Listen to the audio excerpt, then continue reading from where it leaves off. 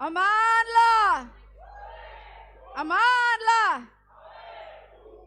Good afternoon, comrades. We're going to start in 60 seconds. We just want everybody to settle in. Can we make sure that all the political party representatives, there's some space for them this side. Everybody that's still outside, can some of the marshals just channel them inside, please? There's still some people outside that side. Okay. Just need a program.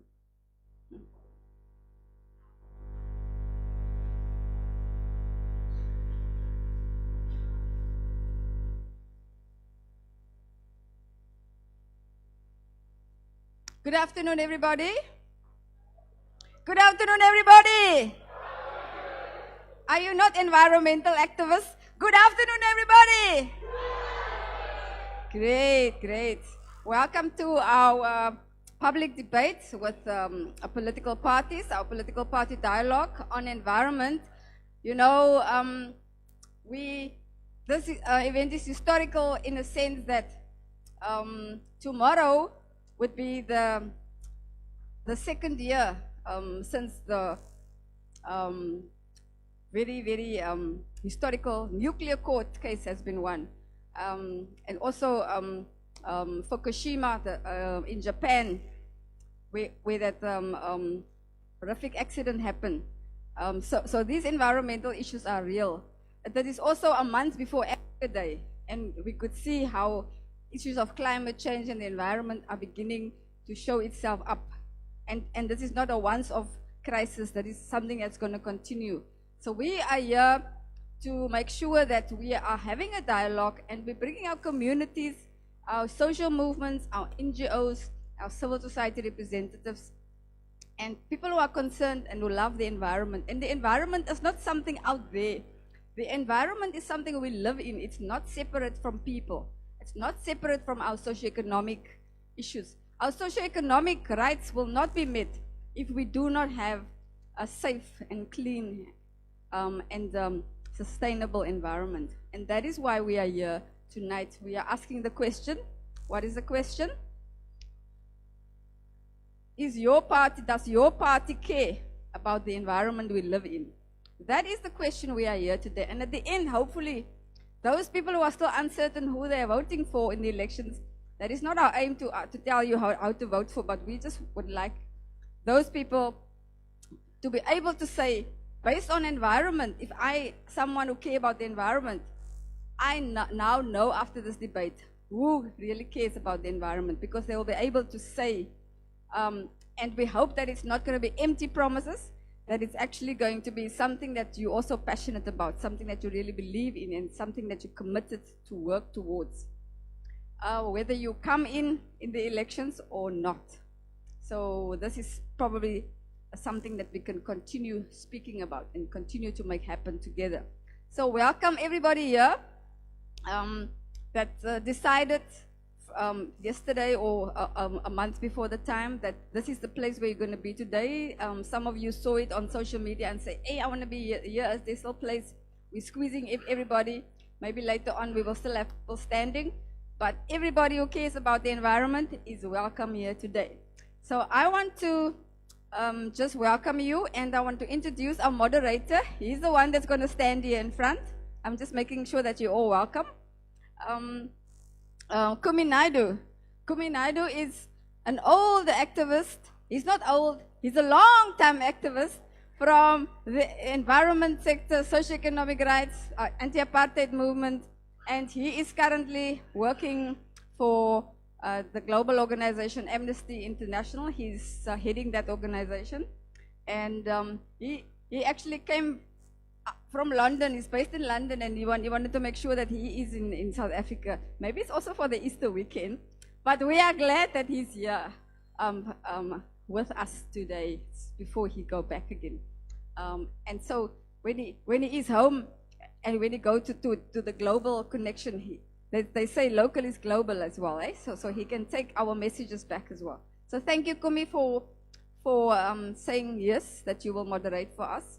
And he's also someone that knows the environment, so he'll be able to ask the right questions to our political parties. Thank you to every one of the political parties that said yes. some of you on short notice and got your letter late because it was Easter weekend and it's not Parliament is not on at the moment.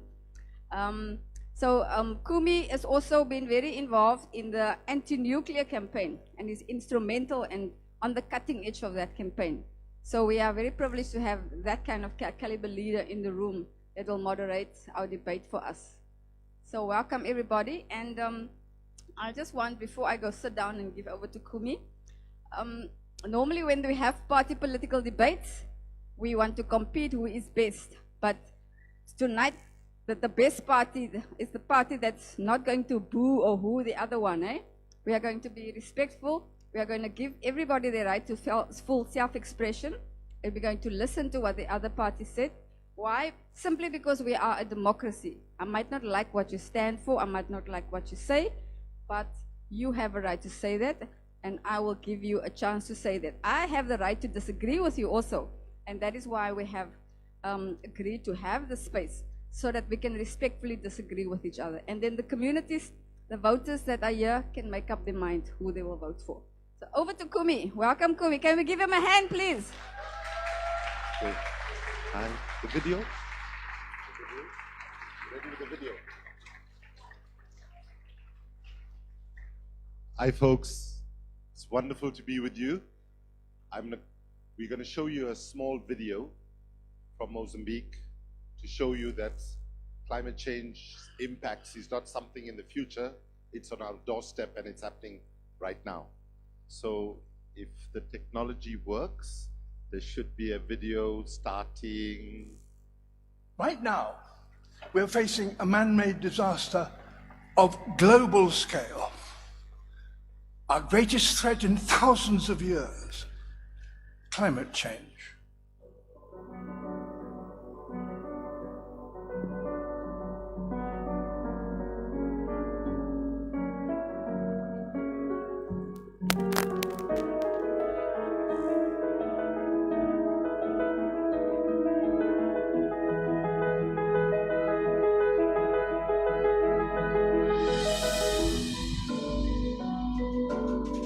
One of the worst droughts in living memory has the Western Cape province on its knees. We start anticipating the very real possibility of a day zero scenario.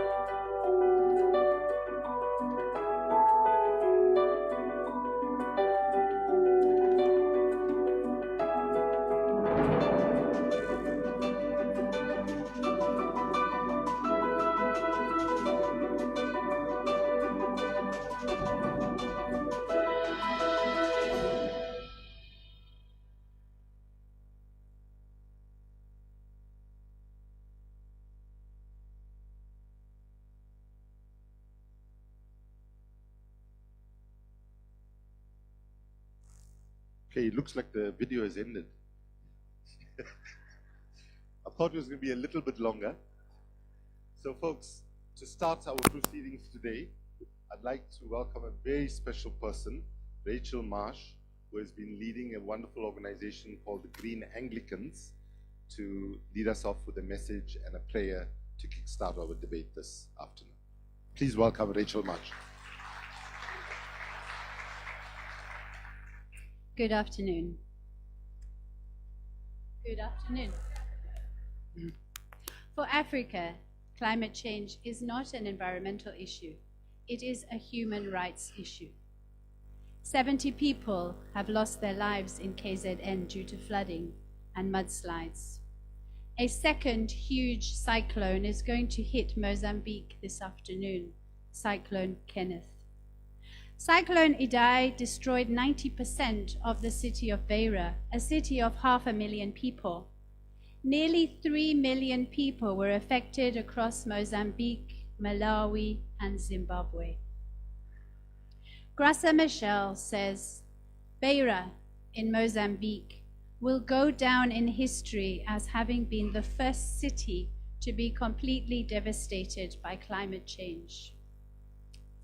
How is that crisis connected to climate change? Warmer air holds more water vapor, which increases the intensity of rainfall. Cyclone Idai produced nearly a year's worth of rain in just a few days. and came in the middle of the night and caught people unprotected. Secondly, the severe drought over the last few years had hardened the soil, increasing the runoff of floodwaters. Thirdly, the oceans have risen nearly 30 centimeters in the last century, leaving Beira now below sea level. Adding to this, the huge levels of commercial deforestation, which allowed the floods to rush through denuded soils. Cyclone Idai, Cyclone Kenneth, and the devastating floods in KZN and across the country are humanitarian crises that once again lay bare the fundamental injustice of climate change. I would like to ask that we stand for a moment of silence as we remember those 70 people who have lost their lives in KZN and the many hundreds who lost their lives. Let us keep silent.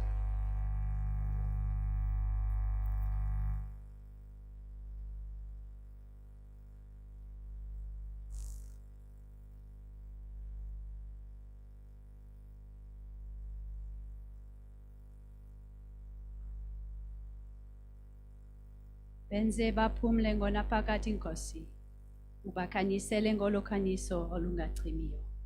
Amen.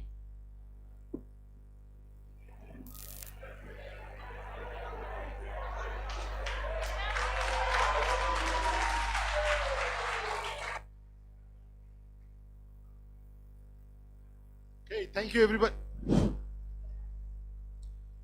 So folks, the first thing we're going to do today is figure out who are the two youngest people in the audience who are able to see time though. Okay, anybody is 20 and younger, put up your hands. Okay, that guy clearly is lying. Okay, there's one.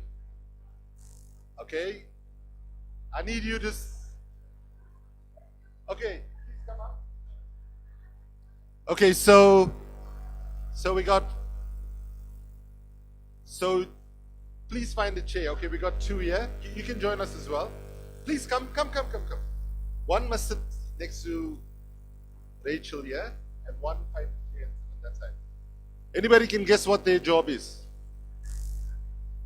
Okay, so when we invite our esteemed leaders of the political parties to come and speak, they're going to be given 2 minutes for the opening comments. And the young people are going to watch the time, and they will stand up when it's 2 minutes. Because let's be clear what the struggle is about. As Rachel said, okay, let me start with some good news. You probably heard people like myself say at some point, save the planet, and so on. So I want to start with some really good news. The planet is absolutely fine. The planet does not need saving. If we continue on the path that we're on, with dirty energy coming from oil, coal, and gas, by deforestation and other polluting economic activity, the end result is that we lose our soil, as we are losing in many parts of Africa. We lose our water resources, as we are seeing in many parts of Africa. We see sea level rise that will contaminate our agricultural lands along the sea because of the salt water and so on. The end result is that we won't eventually be able to plant food, we won't have water, and we live on a hot continent with hot people. How much more hotter can we get to survive? So the end result is, if we don't act now, we will be gone. The planet actually will still be here. And once we become extinct as a species, the forests will grow back, the oceans will replenish, and so on. So let's be very clear. The struggle to avert catastrophic climate change is nothing more or nothing less than protecting humanity's ability to live on this planet. And put differently, and that's why I asked for the children to come forward, is that this struggle to avert catastrophic climate change is nothing more or nothing less than protecting our children and their children's futures. So, just to kickstart, how many of you have heard this term 1.5 degree? Okay, keep your hands up. How many of you who have your hands up at the moment know where we are towards the 1.5 degree? If you still know, keep your hands up. If you're not sure, put it down. Okay, okay, that's good. At least half the political party representatives seem to know. We'll test them this now to see if they like. So basically, let's put it very simply. What that figure means is that from the time that humanity started the Industrial Revolution, or from the time that we started burning oil, coal, and gas, from that moment into the future, the science tells us we can only accommodate a 1.5 degree rise in temperature, right? And to the people who put up their hands said they knew where we are now towards that 1.5, please raise your hand. Somebody says 1, close but not, no cigar. Close, very close, 1. Anybody else? Yeah. So we're at 1.1 degree already. And at 1.1 degree in the last decade, we've had more than 100% increase in extreme weather events, right? So the science cannot tell us when we go to 1.2 whether it will quadruple, whether it will multiply by 10 and so on. All they say is it's going to get much, much more worse. Just to put it in context and to leave Africa for a moment, in July 2016, I was in the Pacific region on the small island states moving between different countries there. And I learned a slogan that I had not heard before. People were chanting a slogan which went like this: 1.5 to stay alive. 1.5 to stay alive. Because those people, already sea level rise is pushing them off their islands or pushing them, away from the coastline. 6 months later, when I meet them at the Paris climate negotiations, they invited me to come and speak at a rally inside the negotiations, and I was like very proud. I knew the slogan I learned from the Pacific. I can chant it. So I go there, I go 1.5 to, and they all say, no, the slogan has changed. The slogan has changed. And you know what the new slogan is? 1.5, we might survive. 1.5, we might survive. So let's be very clear that we, as the people in Western Cape will probably say, ons is deep in the kak. Right? We are in deep shit. Right? And sadly, most of our political and business leaders are in denial about the fact that we are running out of time. So I'm going to run the program in a way that our political party representatives will have 2 minutes each to state their party's position on the environment. And then after that, I will pose one question to each of them. And then after that, we'll have 1 hour where you can pose questions to them. Okay? So, but I thought to start off on a little bit of a light note. So, I was a visiting professor at a university in Sweden before I started at Greenpeace for 3 months. When I arrived there, in a city called Uppsala, this person from the university came to meet me, a friend, and he came about 15 minutes late. And then in those places in the world, they are very punctual, so he spent half an hour apologizing for being 15 minutes late. And his apology went something like this. He said, sorry man, I serve on the bus management company, and we had a problem and the meeting ran long. So I said, what was the problem? And he said, well, here in Uppsala, we run our buses on human feces. So I didn't know that this was possible. So I said, human feces? He said, yeah, I don't know what they call it in your country, but in some places they call it cuck, shit, crap, and so on. So I said, really? You run your buses on human shit? And then I have to tell you, when I heard that, I thought about Cape Town and the poo brigade. Right? You know, the fact that people do not have sanitation and the shit does not go to the place it should be, whatever. So I said to him, so what's the problem? You run your bus on shit, so what's the problem? He said, no, our municipality here, we've run out of shit, so we're trying to negotiate from the neighboring municipality to get their shit. They want to charge us so much for their shit as if their shit is special and so. And then I discovered the next morning I had to go to the central bus station, and I walked past behind each bus, smelling deeply. No smell, nothing, bus is running fine. Then I discovered there's about 6 other cities just in Europe that run the buses on human shit. So I have been saying to African leaders the last couple of years at the African Union that I refuse to accept that European shit is better than African shit. We have to just get our shit together and turn the crisis of climate change into an opportunity that can address not only the issue of climate, but the issue of sanitation, the issue of job creation, and so on. So that's the challenge before us. So I'm going to ask all the political parties, the main question is, what is your view on running all the buses in our country on human shit? So be prepared for that question.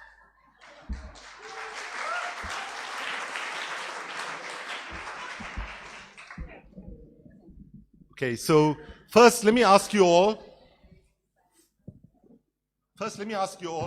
to put your hands together to say a very, very big thank you to all political party representatives that responded positively to this invitation from the range of organizations that have sponsored this event, and I'll just name them: SAFCEI, Project 90 but by 2030, Africa Climate Reality Project, We Fight Climate Change 350.org, and the Alternative Information and Development Center, AIDC.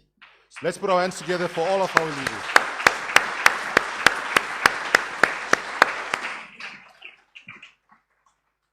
Okay, so let me ask the young, you got a watch? Okay. Rachel will help you. And where's the other young person on that side? Okay, somebody help with the watch there. So each of our leaders has 2 minutes. Once they hit the 2 minutes, you stand by the red chair there and look at them nicely and smile. You know what to do, okay? You can just stand there and smile, okay? So you got your 2 minutes cutoff points. So we're going to kick off with our first representative, Beverly Schaefer from the Democratic Alliance. Over to you, Beverly. Your 2 minutes starts now. Thank you very much. So the question is, do we care about the environment as a Democratic Alliance? And the answer is absolutely yes. And if there's any party that actually understands in climate change and environmental changes, it's us in the Western Cape, I'm the Minister of Economic Opportunities and Agriculture, because we've had 6 years of drought. We've had 6 years of drought, we've had a water crisis, but at the same time, we understand and we've put policies in place that we're the fastest growing renewable energy province in Africa. We rank currently 128th out of 132 countries on the International Environmental Performance Index. The index notes with serious concern that South Africa's deteriorating air and water quality, its biodiversity, the functioning of ecosystems, and the state of our fisheries is in dire straits. Unless a truly integrated approach to environmental management is entrenched across all spheres of the state and society, it is unlikely to be any improvement in any environmental measures. And we believe that protection of the environment goes far beyond conservation. The maintenance of environmental quality, particularly the reduction of water, air, and soil pollution, is critical, as you've heard, for human and ecosystem health. And the DA's vision of an open opportunity society in which citizens have resource power and the opportunity to develop themselves and pursue their own objectives requires a healthy and productive population. We also understand that a degraded environment is not only minimizes opportunity for people, it actively works against any attempts to alleviate the plight of the most vulnerable people in our society. So, I know we've talked about the environment. We also understand that opportunities for new jobs in the green economy are numerous and provide an opportunity for people across South Africa. An effective response to climate change is absolutely needed. Just last year, the Western Cape had 14,500 fires in 1 year. The year before that, we had 17,000 fires in 1 year. Our disaster risk budget has had to increase every single year. The DA's vision of a society for all people resonates in its response to environment, water, mineral affairs. Oh, must I stop? Thank you very much. Thank you. Thank you. Thanks. And it's always hard to go first, so thank you. Thank you. So please let's say thank you once more to Beverly Schaefer. Our next representative is from the ANC, and we call upon Faiz Jacobs to give their position in 2 minutes. Over to you, Faiz. Amandla, Over to we as the ANC believe you, me, us are intricately related to the, interconnected to the earth. And so our society is faced with big socioeconomic challenges, poverty, unemployment, inequality, and all of this is exacerbated by climate change. And how we act now is also linked to how we're going to deal with the consequences. I think the video makes it very clear. The poor and the vulnerable are the most acutely affected by climate change. I think for us, we must balance what we call the brown and the green issues, the socioeconomic issues and the challenges, as well as climate change. South Africa has made significant strides, but we need to get our shit together. More needs to be done. I will give you a sense that we are signatory to the Paris Agreement. We are part of a comprehensive and balanced approach to dealing with climate change. More needs to be done around that. I think we need to navigate this thing of industrialization, development needs, vis-a-vis protecting. It's not a either or, it's an and situation. We need to look at how we balance the people, planet, and also sustainability. I think we've made significant investments in the renewable energy, public transport, efficiencies.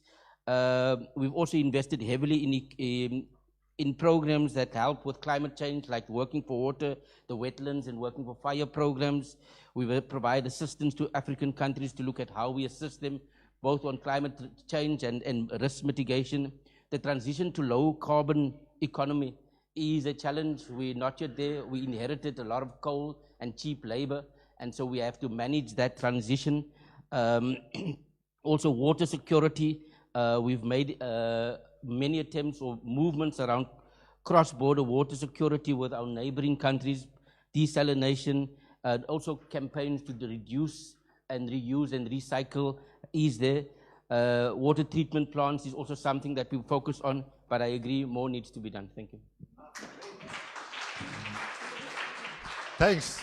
You see the power of young people. It's amazing. Let's say thank you to Faiz once again.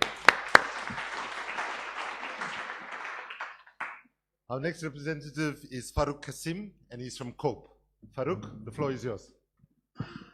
Thank you very much. If you look at the pamphlet issued by COPE, which is on my Facebook page, Councillor Farouk Kasim, you will see that it is the #1 issue on our pamphlet.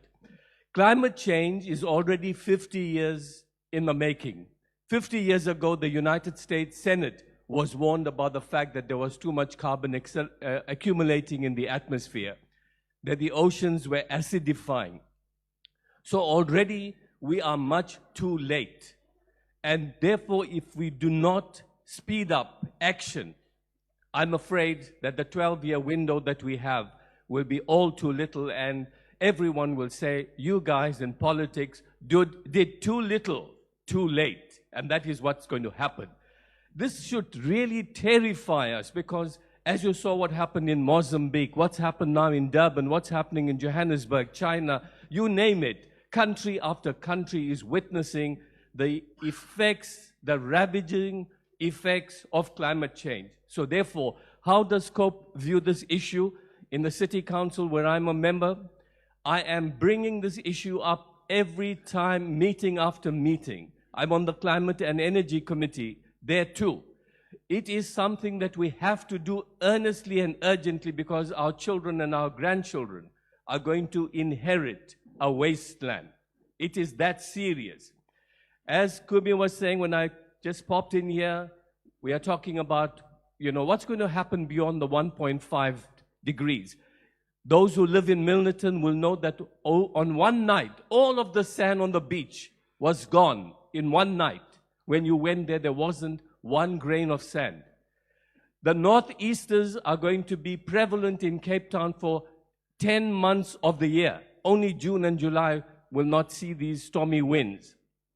So, ladies and gentlemen, we are in for a very, very stormy ride, and COPE says, let's move with utmost speed, because time is not on our side. Thank you.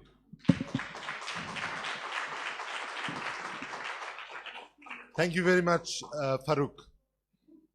Farouk said one sentence there which I just want to ask the audience a question. He said, we have 12 years. Anybody knows what 12 years is about? I just wanted to point that out. Okay. Most reports by scientists are actually about 10 years. And that basically means we have about 10 years to move to solar panels, stop drilling for oil, restore our oceans before we hit an irreversible chain reaction, which will lead to most life on Earth going completely extinct, which will include all of the human race. Please give her a round of applause.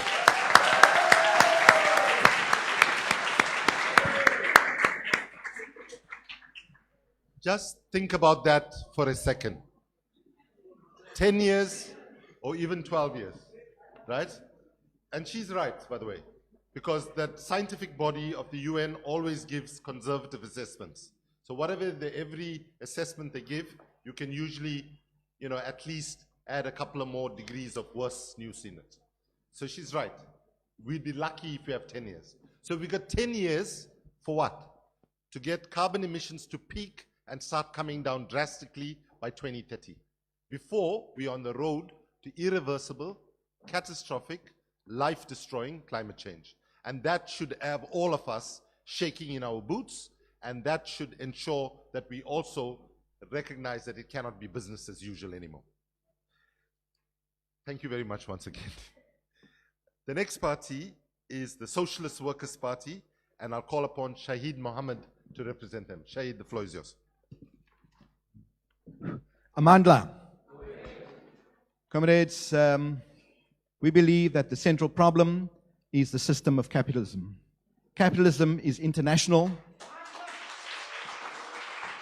and you cannot talk about the Paris Agreement because the Paris Agreement has been set up by the capitalists. The Paris Agreement is voluntary. The Paris Agreement says that you need to promote buying of insurance and promoting public-private partnership. In other words, in disguise of saving the environment, they actually want to save the capitalists. So we reject the minimum. In fact, we say the Paris Agreement is far too little. What we need is a revolution to overthrow capitalism. What we need is the working class to organize not only nationally but internationally. South Africa is keeping Lesotho as a slave.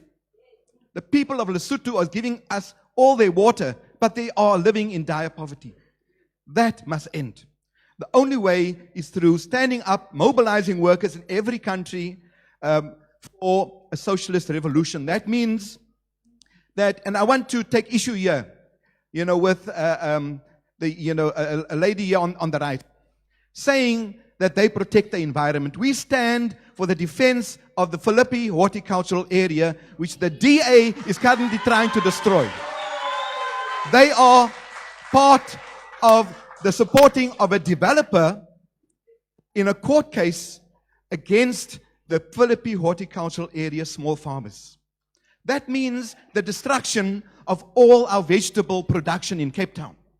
That means the destruction of the last remaining recharge zone in Cape Town for the Cape Flats aquifer. So if you want to talk climate, put actions to your words. Don't talk nonsense here. We stand for the, okay, sorry, we will talk later, thank you.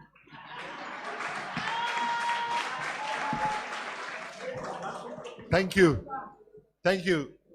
I have to say that I recommend to all of you who have to moderate a difficult conversation, do what I did. Just get two young people to help you, and you can see everybody listens. Thank you. Thank you, Shahid. The next representative is from EFF, and I call upon Pinawa Madokwe to take the floor. No. Oh. I mean, I'll stand for him. Okay. Yeah. So, okay, so the EFF is not here, so let's move then. The next two parties, sorry, please calm down a bit, because I'm going to make a small joke and you don't want to miss it. The next two parties is the Green Party and then the Dagga Party. And before the Green Party takes the floor, I want to ask you a very serious question. Is the Green Party greener than the Dagga Party? You don't have to answer that. Yeah, why not? So my name's Jason. I represent the Green Party. We're actually the only party here that has been contesting the elections actually since 1994. We actually brought climate change to the people of South Africa, trying to bring about some kind of change quite some time ago. Most of the words and information that we passed out back then fell on deaf ears. We have worked with both the DA and the ANC in an attempt to bring some kind of environmental sanity to what's actually going on here. And in fairness, when I listened to both the DA and the ANC, you know, they kind of had their shot at running things, but here we all find ourselves. We find ourselves on the edge of absolute chaos and ecosystem meltdown.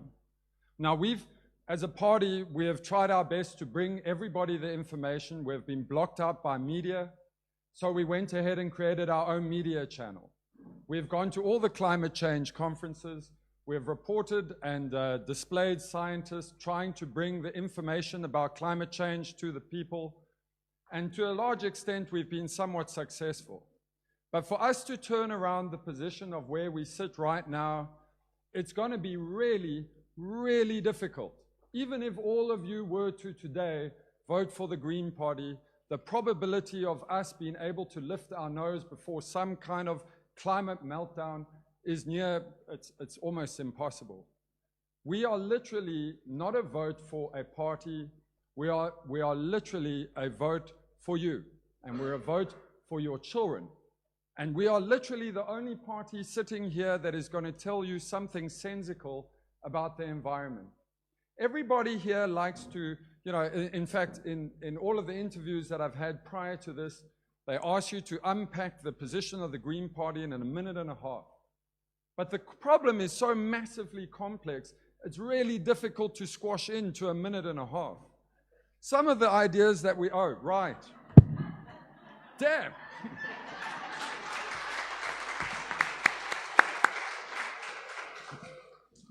By the way, this is very good training to be in politics. Eh? I have to say the thing quickly in the elevator test. Eh? So the next party is the Dagga Party, and I'll call upon Jeremy Acton. Jeremy, the floor is yours. Good afternoon. Okay, so we all know the problem. We all know we're in the same climate change boat. We all know that we're facing extinction. We all know that time is of the essence, and this is about our children's future. Okay, so the question is, how do we stop taking fossil carbon out of the ground and burning it in our economy and putting it into the atmosphere? Is there possibly a technology that is eco-friendly that can take it out of the atmosphere back into the economy, and that we might even be able to pack some of it away in such a way that we are saving the planet from the overload of carbon dioxide? Okay, so I'm here to sell the product and the technology that will do that for this country, and it will allow everybody to participate equally in a whole new economy. Okay, and that technology is called cannabis, Dagga, in the original word. Okay, okay. So this is about a business plan. We're going to, we of the Dagga Party of South Africa will make sure that it is legislated in such a way that everyone may participate in a regulated way by the formation of cooperatives on a ward-based scale. That's the smallest unit we can create in South Africa, in accordance with the smallest beautiful concept of the famous economist E.F. Schumacher. And we build communities around that as cooperatives, who would then work together in the regulation of how old may the youths be, what is appropriate behavior. We can regulate ourselves. We don't need a big brother corporate state to regulate us, with police especially. Okay, so that would allow us to deliver the biomass to the sewage works, which gets mixed with the shit, and we generate biogas in order to live off the fossil carbon cycle. So we promise a cure for cancer at the clinics. We promise hemp seed for nutrition. So if you're caring about the future of these young people, please vote for them and vote Dagga Party. Okay. And there's one thing. You'll get a chance. When I ask you a question, then you squeeze it in, okay? If I may just say one thing. Sorry. No, Jeremy, just to be consistent. So, okay, shh. Why are you all being so high now? Take it easy. So let me just say one thing. Sorry. Let me firstly ask you to just thank all the speakers that have spoken already. And then I just want to lift up the power of activism in this country and the power of taking issues that might seem unpopular, small organizations, and actually winning. And I think Jeremy's movement has actually played a big role in showing how you can take litigation, public campaigning, and so on, and won that victory in the Cape Town High Court, and I think that's a significant thing. But more significant, sorry to be a bit biased, was the other victory that SAFCEI, an organization that employs about 15, 20 people, joined with EarthLife Africa, also 15 people. These two small NGOs had the guts to take on the government, went to the Cape Town High Court and won a legal victory, which had we had not won that victory, where the court said to President Zuma and his government they had to stop the nuclear deal with Russia and go back and start that process again because they had not followed. And when that court case started, I can tell you that most people said, you don't stand a chance, the deal's done, it's all going to happen. And winning that victory gave us chance to ensure that we dodged a big bullet. Let's be very clear. If the nuclear deal went ahead, our country would be even more in deep cuck than we are now. Right? Let's just be clear about that.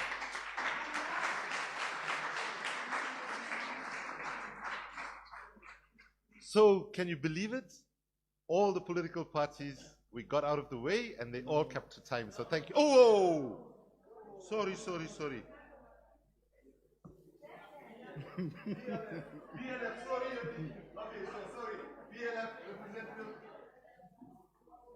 My sincere apologies for that. Over to you, my brother. Yeah. Your name wasn't on the list, sorry. Amandla. I represent the PLF. My name is Ngadisa Mbemnyam.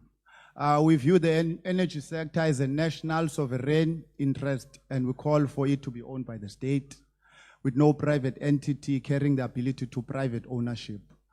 We also do not support the Paris Agreement as it overburdens developing nations with responding to the problem of climate change, while the West refuses to take responsibility for their role in continually destroying the planet through looting of minerals without care for the oppressed which they have colonized. If you look at the Carbon Majors report of 2017, it revealed that in 1988, only 100 companies, majority white, produce more than 70% of the world's greenhouse gases. Of those 100 companies, you will see that the South African white monopoly capital companies like BHP, Billiton, Anglo-American, Glencore, and Exxaro Resources. We support the fight against climate change. We call for the utilization of clean energy, of which the cleanest sustainable possibly is nuclear energy. BLF further aims to burden white monopoly capital corporations, including those in the mining and the energy sector, with the responsibility to fight climate change.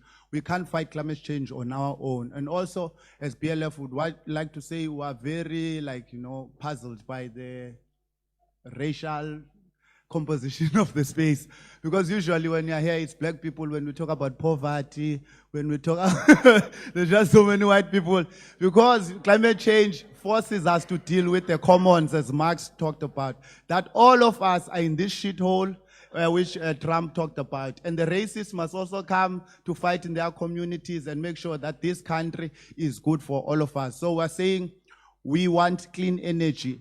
And we are against the IPPs, the independent power producers, with 1.4 trillion used for them. Is it?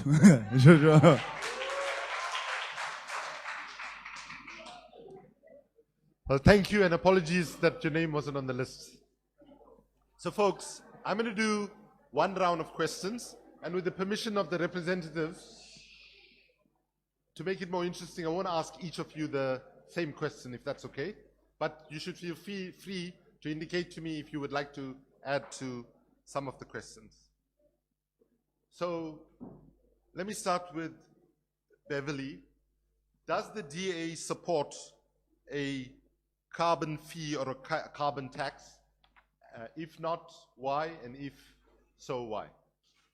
So we don't support any tax. We don't support taxes that add extra burden on society just to try and incur behavioral change. We believe there's lots of other ways to actually sort out behavioral change. We've seen that, how we've done it so well with the water crisis, and how we've actually got a permanent behavior change from 1.1 million litres down between 500 and 600 million litres still and continuing. People are still continuing to conserve water. So while we might be a tax, we don't support taxes just for behavioral change. Thank you. Please. Okay. So Yeah, you see, we are going to be coming in with a tax of 120 rands per ton.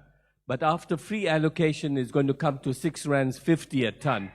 And the question is, will 6 rands 50 a ton be enough to impact on climate change? It's not going to be the answer. If you want to go for a tax, go for it in a meaningful way so you get a transition from what is fossil fuel to something that would be renewable and carbon reduction fuel. So I think we are going about it in the wrong way, too little, too late, as always. Thank you. Okay. Thank you. Faiz? I think as the ANC, we support the tax. I think we want to encourage people to change their behavior, but we also need to tax those corporate companies to ensure that they actually do pay and contribute. I think there is a debate about whether 6 rand is enough. I think there is consultation around to actually increase it from 6 to 48 rand. I think the problem is that we need to ensure that we get the behavioral changes, but at the same time force people. Look at the water issue here in the Western Cape. We have high water tariffs, and the poor is being punished for these high water tariffs that we have. And the city is making a surplus, a profit out of the water crisis that we have. So we are saying it's double standards if the DA doesn't support the carbon tax for the rich, but they actually ensure that the poor gets punished for the water tariffs that we have. Okay, thanks. With your permission, I'll just add, oh, do you want to go on the same? Please go ahead. Yeah, no, I just am confused about, are you saying that we can, are we all going to speak? If you want to add to it, you can add. But I mean, you're going to ask a different question to other people. Yeah, I haven't scripted the questions. Let me just clarify. I haven't figured out exactly what questions. I just thought I pose it to one person. If others want to, jump in. So jump in. Okay, I think that we would oppose a carbon tax because who's going to pay the tax? It's going to be you and I. You see, the capitalists will just change their profit structure to shift the burden onto us as the working class. So what we need to do, therefore... Can I interrupt you? Yeah, sorry. So, because there is a bit of a misconception in the conversation so far, right? Yeah. And that is, in the environmental movement, there has been a long-standing slogan which says, or principle actually, which is the polluter pays principle. The polluter pays principle. And in the polluter pays principle, if we applied it properly, right, the people that should pay the carbon tax are those that are the biggest consumers of carbon, right? So basically, you will hear a term called climate justice. When we use the term climate justice, what we mean is we have a terrible injustice that the parts of the world, the Europe, the United States, and so on, that build their economies on dirty energy, right? They cause the majority of the damage historically, right? But the people that are paying the first and most brutal price for climate impacts are people in Africa, the Caribbean, Asia, and so on. So when we talk about the polluter pays principle and the carbon tax, it is to ensure that it shouldn't be the way you said it if it was done properly. The problem is a lot of the conversation globally, and Donald Trump does exactly the same, where he says, oh, no, we don't want to tax anybody. Basically, Donald Trump is about protecting the 1% of the United States. It's not about caring about ordinary people. And as a matter of public policy, when we look at many things where money is spent in South Africa, much of the infrastructure development and so on, that billions of dollars go into, most of poor people in rural areas are not benefiting from it. So it's the same principle about ensuring that those that benefit, those that pollute, are the ones that should pay the most. You also want, sorry, Okay, I'm still on the floor, thank you. You know, I think that, you know, you are trying to discipline the capitalist, you know, whereas, yes, you know, you can try techniques, you know, if it is going to impact on the capitalist, fine, go ahead. But what we stand for is for the expropriation of the mines, you know, of Sasol, and the commanding heights of those of the economy, and in fact the raising in the interim of the company tax on profits to 48%, because you cannot leave the energy sector or the renewable energy in the hands of the capitalists. So it has to be nationalization without compensation of these monopolies to be placed under workers' control, because we don't believe that this should be taken from you know, the imperialism and handed over to a local black capitalist. It's still capitalist. Thank you. Okay, thanks. So, Courtney? Sorry. Thanks. So the Green Party has a slightly expanded version of carbon taxation. It's called environmental impact tax. It's basically to the extent that you destroy is the extent that you pay. And it tends to hold, or it will hold, all companies that are generating any kind of resource or business that is impactful to the environment to account. The big problem here is not so much the implementation of an impact tax. The big problem is once you generate the tax, that the tax actually becomes utilized to correct the environment that it destroyed, which is actually part of the big problem that we have right now. You can raise as many taxes as you want, but until you're going to inject it into sustainable kind of business and sustainable economy, you're done for. So the Green Party intends to implement an environmental impact tax, hold those companies to account, but with the finances that are raised by the taxation, A, we will bring about behavioral change, but B, all of the taxation will be funneled into correcting the environment as it stands right now, the ecosystem. And one little quick thing, you talk about Donald Trump. South Africa, if I remember correctly, stands 8th highest polluter in the world. And China, you can talk about Donald Trump because the United States actually publishes their results, but China does far, far, far worse than the United States ever could. And they're Asian, by the way, they're not white. So. Yes, so thank you for making those points. Let me just correct two things that you got wrong there, though. Yeah. It's very important that when we look at Africa as a continent, right, that Africa as a continent has been one of the lowest emitters of carbon. However, South Africa as a country is the 12th largest emitter in the world, okay? And secondly, when you make the comparison with US and China, it's really important for us not to take out the question of per capita emissions. So it is true that China, as a population of 1.3 billion, collectively is emitting more carbon, but the United States is a population of 400 million people.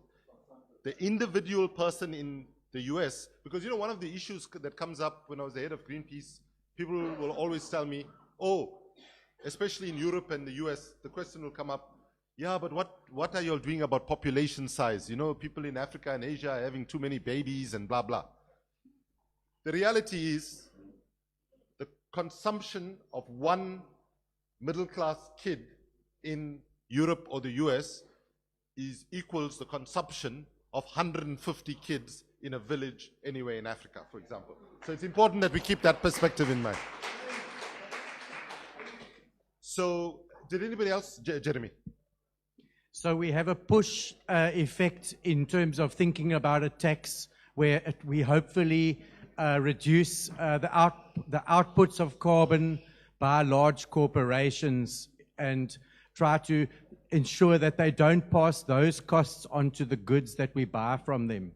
The other thing about the carbon credit market is that with the right mindset, it can become a massive business opportunity for all South Africans, where if we could just sequester carbon and in such a way that it was placed into housing blocks, for example, we could kill two birds with one stone. We can save the environment on the one side, and we can build houses on the other side. So once again, the material that we use, the technological solution to actually apply the real change in getting off fossil carbon. You know, we can tax the system as much as we like to try and push it in the right direction, but unless we're actually implementing the real solution that actually works in an ecological way, then we can tax all we like, but we're still going to face the extinction if we don't apply the answers. So once again, I say that we have to unlock this resource called cannabis for a sustainable future.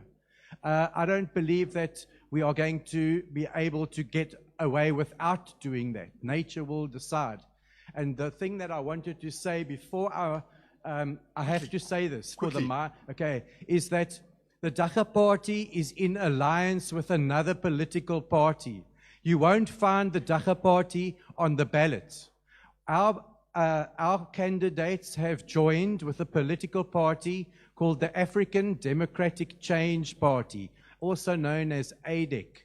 So if you want to vote for this resource for your kids' future and for an environment that an economy that can use this resource, then please vote African Democratic Change Party. Thank you. Thank you. Thank you, Jeremy. Lisa. The PLF says we must scrap the carbon bill, right? Because it's informed by the Paris Agreement.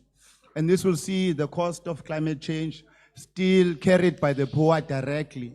I don't know if I should repeat that because there seems to be a lot of commotion. Please, folks, keep it down. So I must be protected, Chairperson, the commotion. Okay. Thank you very much.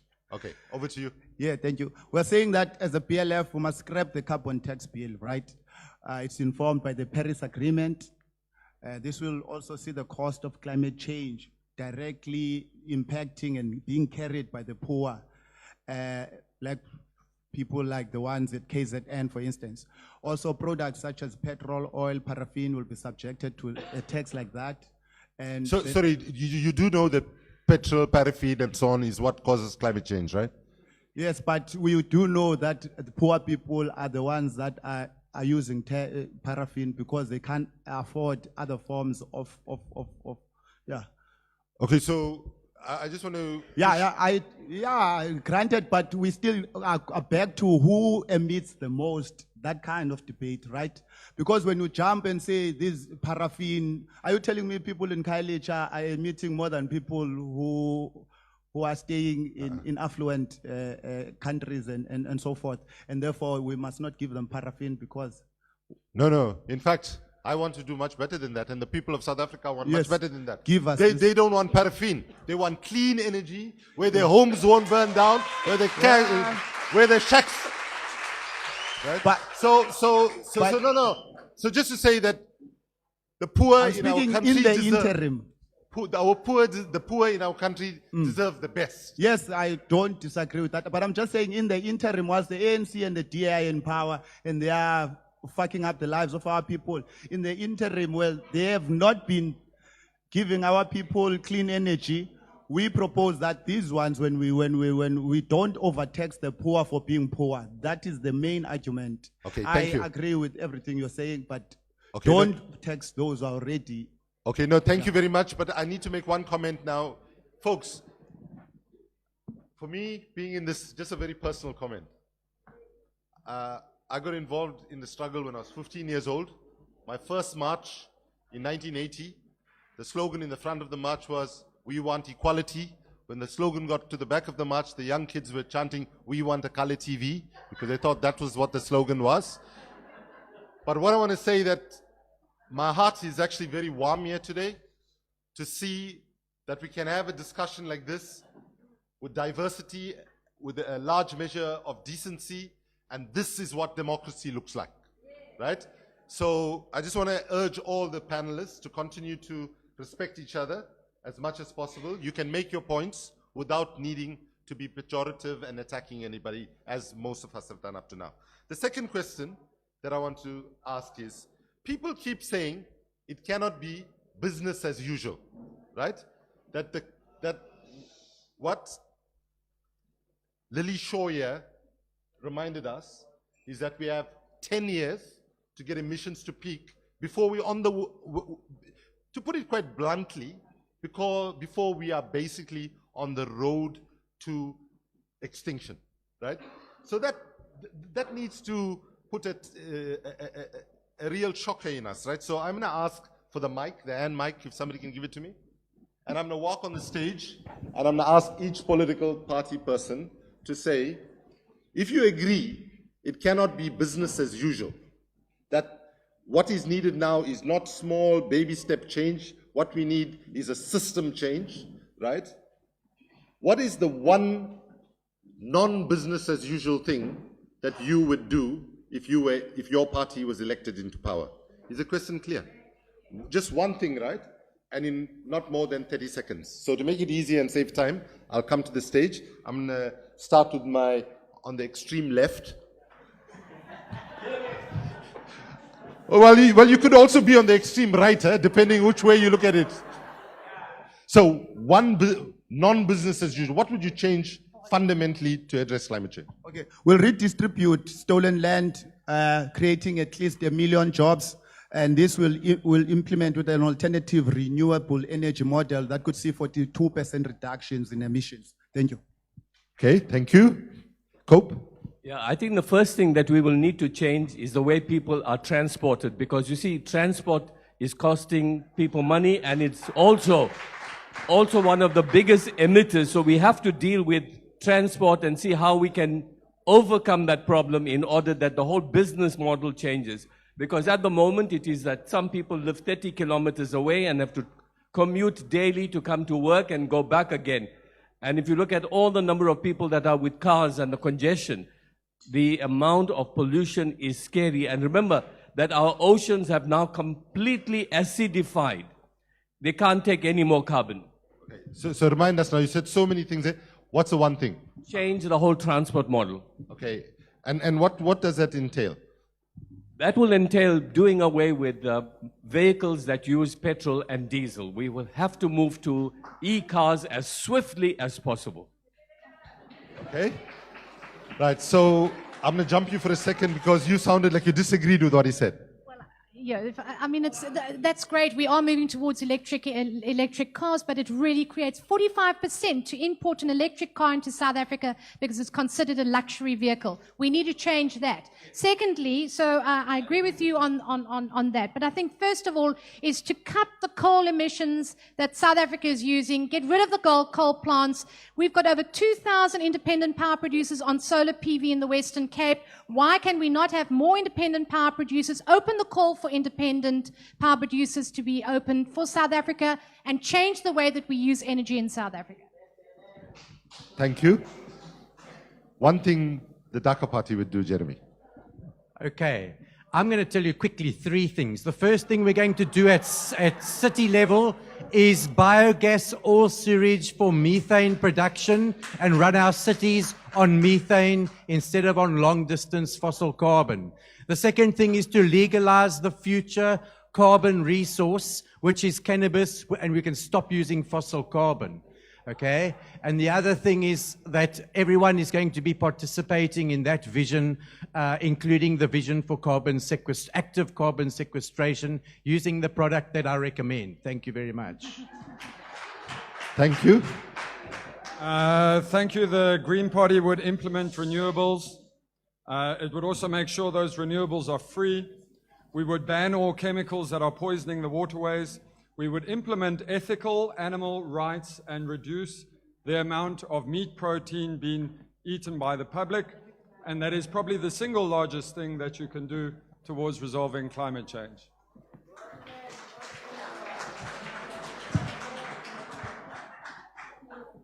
Okay, from the Socialist Revolutionary Workers' Party, we would change the principle from a commodity economy to a needs-based economy.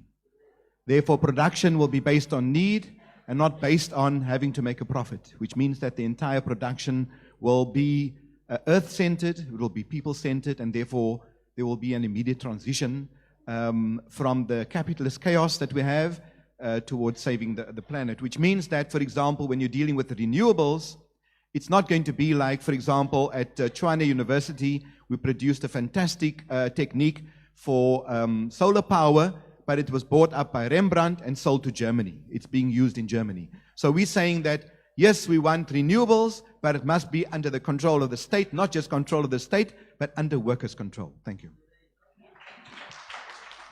Thank you. I think for us, we need to start with ourselves as people. So we need a lot of change amongst ourselves as people, all our behavior, because we can talk green, but we are dependent on dirty fuel in terms of our cars, transport, everything. So we need to start with ourselves first. I think the key thing is not either or. We need to manage the green issues with the brown issues, the socio-economic. We can't have focus on the climate change without dealing with the socio-economic challenges. So for us, it's about reducing the greenhouse emissions, at the same time also reducing our dependency on coal and gradually phasing out our dependency on coal and ensure that we have clean energy mixes. Okay, so can we give them a round of applause before I come to you? Okay, so I'm going to call the two wonderful assistants of mine, Lily Shaw and Inga Skosana, to, firstly, both of them come and stand in front, please. These are the two people who are keeping the things moving. Please say a big thank you to Lily and Inga. Okay, so they're going to help me now to make sure that you all behave yourselves. So we are going to make sure that nobody takes more than 30 to 45 seconds in your questions, okay?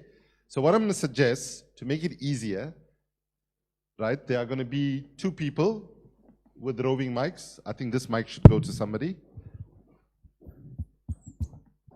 And what we're going to do is go one here, one there. No, we need somebody to distribute that mic.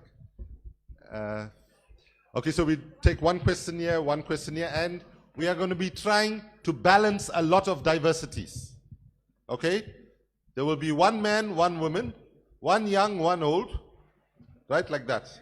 Okay, yeah, and this side, that side. So let's start with the gentleman there. And once they go more than 30 seconds, you all say, yeah, okay.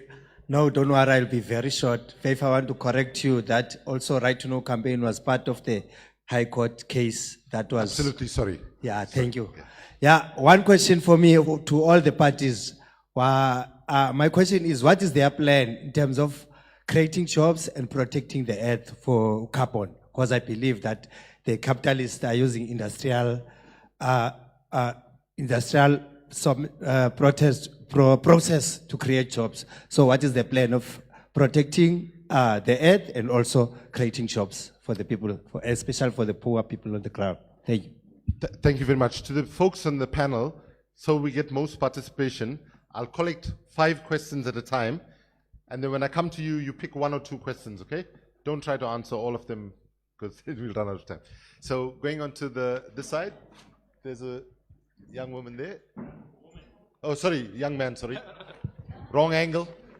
I have a question for the Green Party. If you could do exactly one of these 3 things, which would you do? Shut down Kuberg, ban GMO genetically modified food in South Africa, or fix the railways, which would you do and why? Okay, wow. You should be doing this job. Very, very good question. Okay, yeah. There. And sorry, the next one is here. Tell me when Masati. I don't see any black women on this panel, and I'm not sure whether to laugh or cry about that, but I guess my question is, what does climate justice mean to you? We've got 7 people, not a single one is a black woman. And we all know that climate change affects women worse than men. We know Africa's warming at twice the global rate, and what's the color of Africa? So, did you people give any thought to who's representing your party when you came here? Or were you just like, oh, the South African voter's going to swallow this like they've swallowed it previously? Okay. Thanks.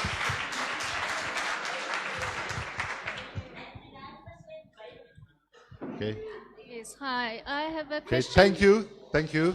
I have a question for the DA, Beverly. Great aspirations, close down coal mines. Well, what's going to happen to all the workers, first of all? Then secondly, in the city of Cape Town, the DA has not managed over I don't know how many years to put a proper recycling plan in place. A recycling economy could create many jobs, and I don't think it's that difficult. A stadium was built in Greenpoint in some magical record time. Why can't we get a recycling program off the ground in the city of Cape Town? Okay, thank you.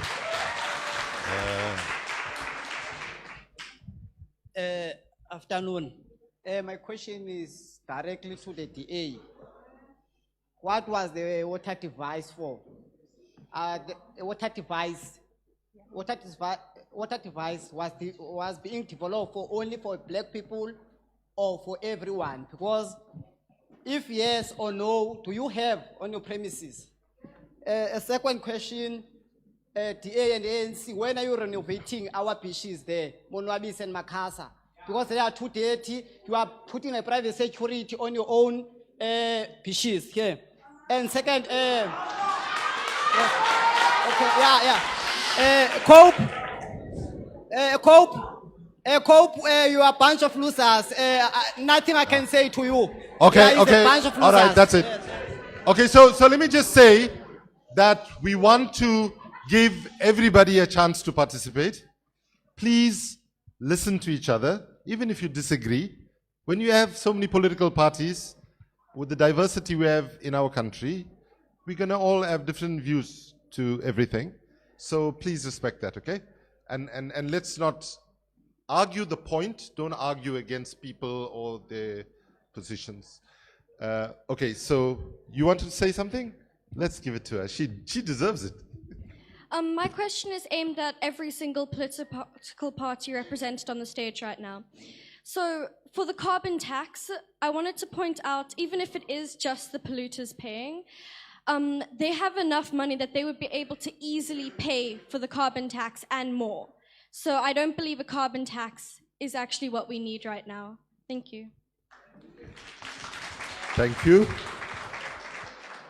Okay, so over to you. Good afternoon, everybody. We have finally here where we can voice everything. We are facing a historic crisis. The climate change is manifesting itself here. What I want to know is from the panel, anybody can take this up, is to some of you support renewable energy. The parties here present, how do you propose to move to a just transition in the interim and past and post May 8 after the elections? Because climate change is affecting everybody, especially those in the poor and informal settlements. Thank you. Okay. Thank you very much. Let's take one last question from this side and then we'll give a quick round of responses, okay? So I want to know from the parties, people vote for the parties, but parties represent companies and not people in this country. So 2 examples, the DA representing companies and not the community of Philippi. Philippi is the lungs of Cape Town.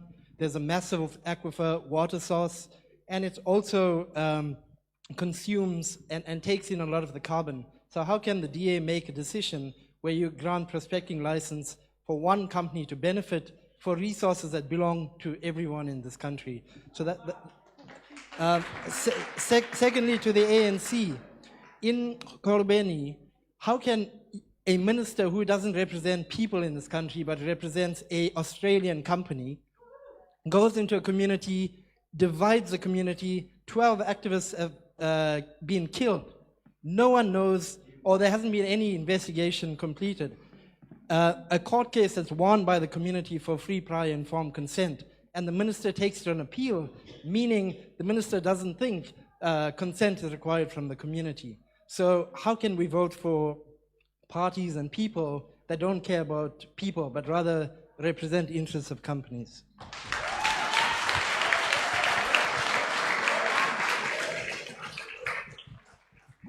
Okay, so a big challenge to the panelists now, right?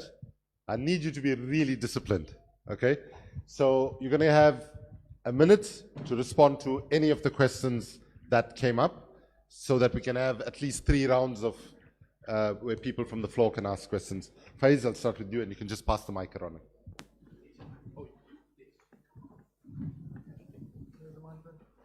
Thanks. Very important questions. Look, I think the ANC, we have African women, and I think I want to start there. I'm really apologetic that we haven't sent an African woman here, because they can, as much as me, also articulate the views espoused by the ANC on the issue. I think the issue of gender equality in the ANC is there. We are quite affirmed about it, and I think your point is well made, and I respect the point. I think the ANC must acknowledge the mistakes that we've made, and I want to acknowledge that in many instances we have gone wrong and we have messed up. Let me use that word. I think the common example now is where the ANC must ensure that we put people first, not profit and not companies. And I think our policy speaks to that. I think there is challenges around that, and we'll address that. We are not in government here in the Western Cape, so I think sometimes people talk very glibly about the role that the ANC plays. We are not in government, comrade. We are not in government. Okay, and there's 8 years that we haven't been in government. We support the community issues that's prevalent on the Cape Flats and fight for environmental justice here. Thank you, Faiz. Over to from the Socialist Revolutionary Workers' Party, we say that one of the first principles when it comes to mining is that any community has got the absolute right to refuse mining. No compromise on that. The state has arrested many housing activists, many working class activists are languishing in jail because they stood up defending the community. And as the comrades are saying, that some people have been killed. Now, in the question of the recycling of water, the DA has miserably failed. Every day, there's 100 million liters of water being pumped into the sea. It's a disgrace. So we say that we need to protect the Philippi horticultural area. It's our nurturer of the Cape Flats aquifer, as we said already. And we say that there should be a plan for the treating and the reintegration of water. I'll stop there. I'll talk later. Thank you very much. I'm also scared, by the way. It's not a matter of being scared. It's just to respect. No, big respect. Thank you. I really appreciate that. Courtney, you had those 3 questions. It'd be lovely if you could answer them. It's actually just one question. He asked me to pick one of 3. So, if you consider that Coburg is producing power at 1.2 tons of carbon per kilowatt produced, so I wouldn't take Coburg. I would look at the expansion of the transport system, but I would electrify it. But to answer your question, I would actually go with GMOs, and not necessarily because GMOs in their own right, it's actually the kind of chemicals that they're utilizing to maintain GMOs. So it's having a long-term effect on the biomass in the soil. And we've actually taken samples of the soil, and we've checked it for ourselves. There's DED, E, there's dildrin, there's various types of biomagnifying chemicals already resident in the soils. And it's actually in your food, by the way, that you're buying off the shelf. So I would go with GMOs, and I would go mainly for the control of the agri-chem that they're applying to it. And I'd just like to say something to you, if I may, that we're in a position right now where we're actually in a hell of a lot of trouble. And it's not important what color I am. What's important is the message. And so you can replace me with whatever person you want as long as the message comes through. So there we go. Sorry. Thank you. So I had a few questions. I think firstly, how to create jobs. And we know that going forward in the new economy that everything is about sustainable and renewable energy. I'm not saying get rid of coal completely, but we need to stop increasing coal usage. We need to start looking at green energy. And the jobs is in the green economy. We have created more jobs in the Western Cape in the green economy through the Atlantis Green Tech Zone because we are now, and has resulted now in the fastest growing economy in Africa. But the first and important thing is that you can't create the jobs if you don't create the skill. So under our skills program, we have now got skills to actually help people to install solar PV because this is a required skill. To be able to participate in the green economy, you need specific skills. So we believe that there is certainly potential. Secondly, the City of Cape Town does have a City of Cape Town integrated waste management bylaw. It also has a website for waste recyclers, which you can actually just click on and it will tell you exactly where the recyclers are. I've heard that there's more than 65,000 waste pickers across South Africa. The waste recycling, green, circular economy is very important, and we're moving towards that. And we also have the Green Cape Waste Economy Market Intelligence Report. Thank you. Next, please. Okay, I'm going to just answer questions from a spot point of view. That gentleman over there asked about renewable energy. We support biogas from sewage. We support concentrating solar thermal rather than photovoltaics, which the author Jeremy Rifkin calls a dead end, a technological dead end. We also support medium-scale wind power, but using bird-friendly technologies and not those that damage the lives of bats and migrant birds. That is possible. With regard to the job creation, you cannot create jobs in an economy where the energy supply is shrinking. You cannot create jobs where the material supply is shrinking. We have to double our resources just to maintain our present levels as fossil carbon wanes and becomes more and more expensive to mine. Now, we are not only facing climate change, extinction from the emissions that then cause the problem with climate, we also have gone over peak oil in 2011. We're on the downhill supply of carbon.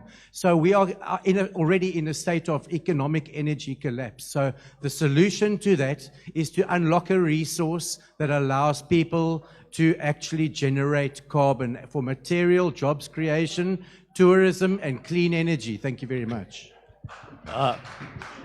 I tabled a motion in the council 3 months ago on better waste management and recycling, but unfortunately it was shot down by the DA. It's fact, you can have a look at that. Secondly, on Monwa BC Beach, you would like to know that I had a motion to try and get Monwa BC Beach and the beaches along the Falls Coast up and running because South Africa has the two biggest pools, tidal pools in Africa at Monwa BC Beach and Strandfontein. And if you look at them now, they are in total ruin. So I'm trying to push very hard for that. I'm also very much in favor of improving the rail service so that we can do something about it. I agree that we must create microgrids to provide power. And if I were not voting for COPE, I would certainly vote for the Green Party. And I support the idea of concentrated solar. That is the solution. And at the moment, we are now having new types of solar technology called bifacial technology, which allows panels to pick up electricity from the top and from the bottom. I'm sorry, I'm not a woman, but in my party, I'm the strongest proponent for environment, and that's why I'm here. My apologies.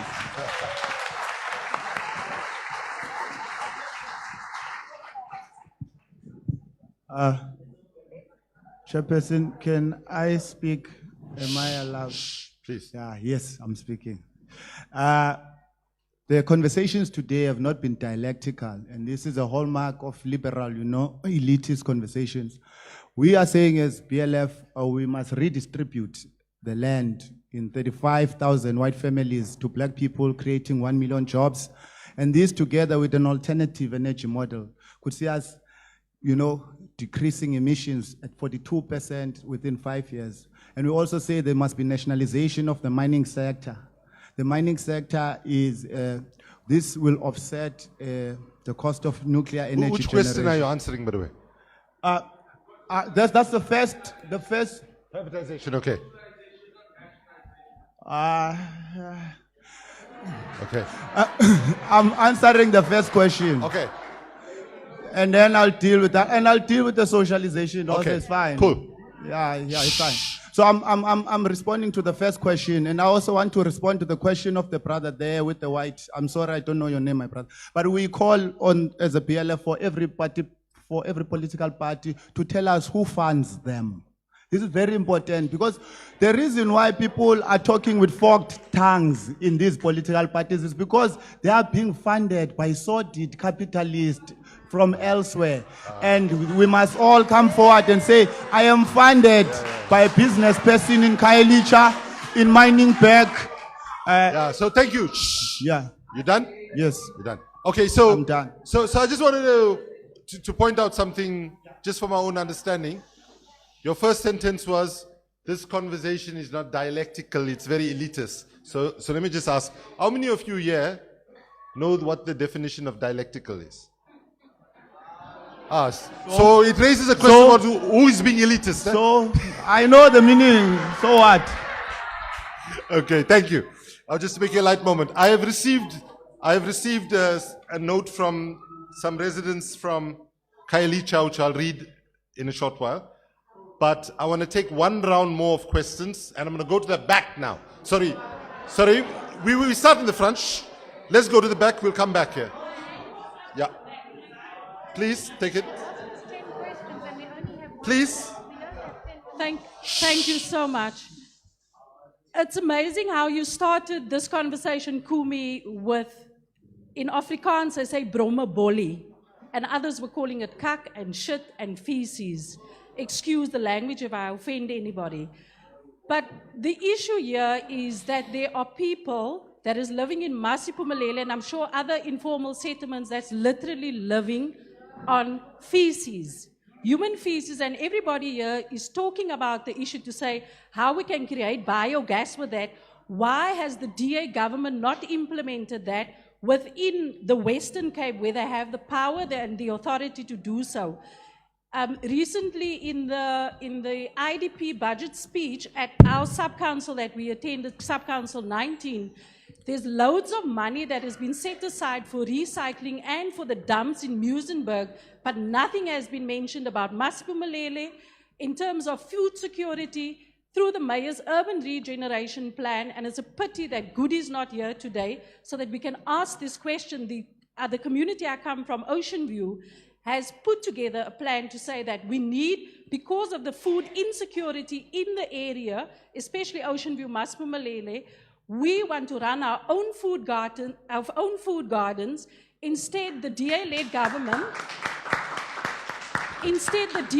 government then gave it to a very famous person, Justin Bonallo, and not involving the community in that conversations, other than us just learning to become farmers. And we had people that has put in a tender from our community to do so. And the issue was also around land. And someone spoke earlier about the Philippi situation. I think it was Comrade Mo that spoke about that. Now, if we want to sustain ourselves as a community, then surely we expect the politicians to give the resources financially or otherwise to the people so that we can sustain ourselves as communities. On the issue, everybody's been speaking about the environment from Cope. Cope started with the human rights, and it's people's human rights not to live in sewer, and then also to the DA and to the ANC around the issue of land. And I think BLF is also talking to the issue of land. I'm wrapping up, please allow me, because we've been waiting for this opportunity. What are you going to do for the people of the Western Cape, and specifically around MERP, the people of Ocean View and Masipumalele? And then lastly, In Ocean View, it's called Solomon Square. It's a Rasta camp. People have been living on that land for 30 years. They have still not been serviced properly by the DA-led government. They are still using candles and using renewable energy that they have designed. So I want to put the challenge out to the political parties is pay attention to the poor.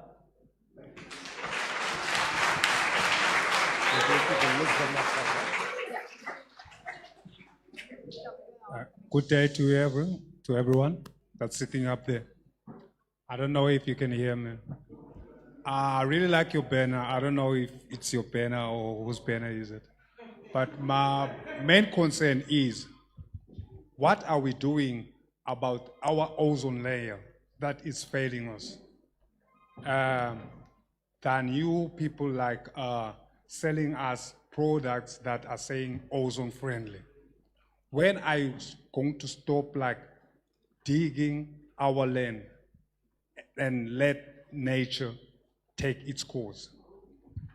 The second one, it goes straight to the ANC. Yeah.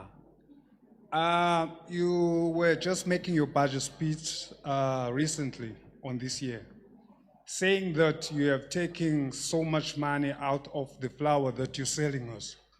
But 3 days later, the bread that is made out of the same flour has grown up. What's that supposed to mean? Okay, thank you. Thank you very much. Please. I have two direct questions because I believe politicians should be focused on the now. We don't have time for the future. So right now, Koeberg is operating. It's a nuclear power station. Around it live a lot of people in informal settlements. If there's a leakage, there's nowhere for them to shelter. They will die of cancer, if not radiation. The food basket of the Western Cape is within that radiation plume. Koeberg is way past its sell-by date. So every political party on stage, what date, if you get into power, what date will Koeberg close? And my other question is, we've spoken about climate change, we've seen the videos, we know the drought, we know the floods that can happen in the winter. So, and we know it's going to increase. And we know every time the government will tell us, yeah, we'll find some national emergency money, we'll find some local emergency money. We don't need small bits of money. We need a real climate adaptation strategy for everybody. So, for every political party there, if you were in power, what percentage of your budget would you make sure it got to climate adaptation? Thank you.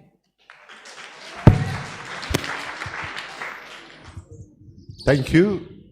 Yeah, thanks, man. I'm just going to bring the conversation down to grassroots level. We all know, obviously,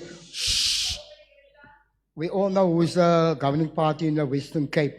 We all talk about renewable energy, but the politicians doesn't respond who owns and controls the technology. That is the important part.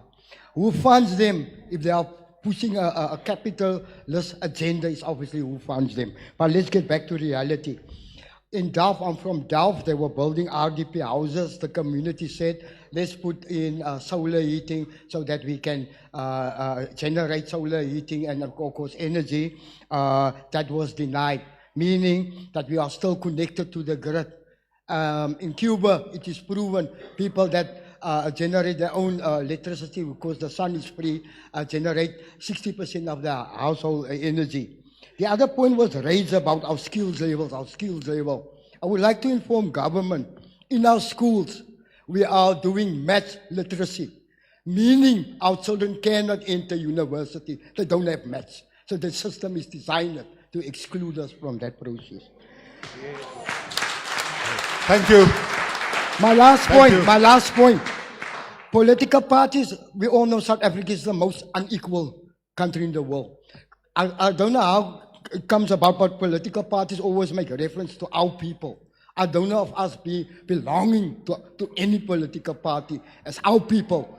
Meaning, to me, comrades, if we are poor and we are our people to the political parties, we will stay poor, comrades. In course.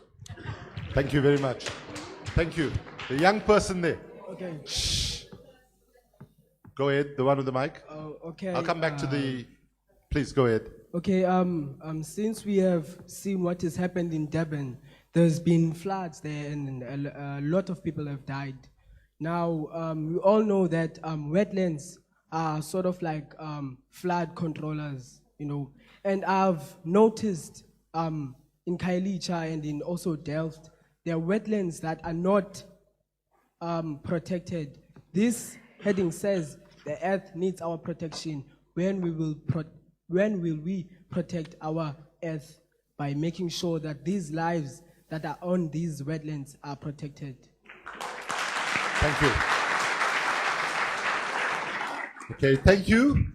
I think we'll go back to the panel and then come back to the good news. Wait, I got some good news for you. What's the time now? 6 o'clock. 5 to 6. The good news is, because I cut down the number of questions I asked the panel, we were only supposed to start with audience participation at 6 o'clock. So you got another long time, right? So you'll have lots of time. So before I turn to the panel though, there's just a message from residents from Khayelitsha. I won't read the whole thing, it's quite long, but it's called the Maiche movement. They say, if the parties care about us, why didn't they go to Khayelitsha where there was a big fire disaster? The people in Khayelitsha don't have identity documents since the fire in October until today. How will they vote? The ward councillor does not respond to invitation from community members. A lawyer in Cape Town is stealing money from a man who never work again, which the man received from the government. Okay, there's lots of demands here, but I just wanted to register that there's a group from Khayelitsha that are raising some important concerns, especially about the ability to participate 2 weeks from now in the elections because they lost their identity documents. So, sorry. Sorry,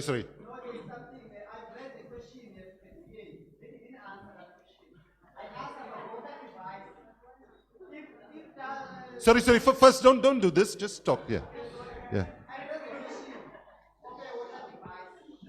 The water device. Did you understand the question? Shh. Wait, I'm trying to get it to answer the question. Okay. So when it comes, you can... Yeah. Okay. Shh. Okay, so folks, I'm going to give all the panelists now a chance to answer again, and I'll come sit down with you in the back, and you can whisper in my ears the question again, so I'll make sure it comes in. I don't have time to answer them. I can't have someone cut me off in the middle and I haven't answered the question. They rightly need an answer. Okay, so when it comes to you, use the opportunity to give the answer. Where's the mic at the moment? Let's start with BLF first, please. Yeah. I want to speak to Mr. Lowe there at the back. He's a community activist from my neighborhood in Delft.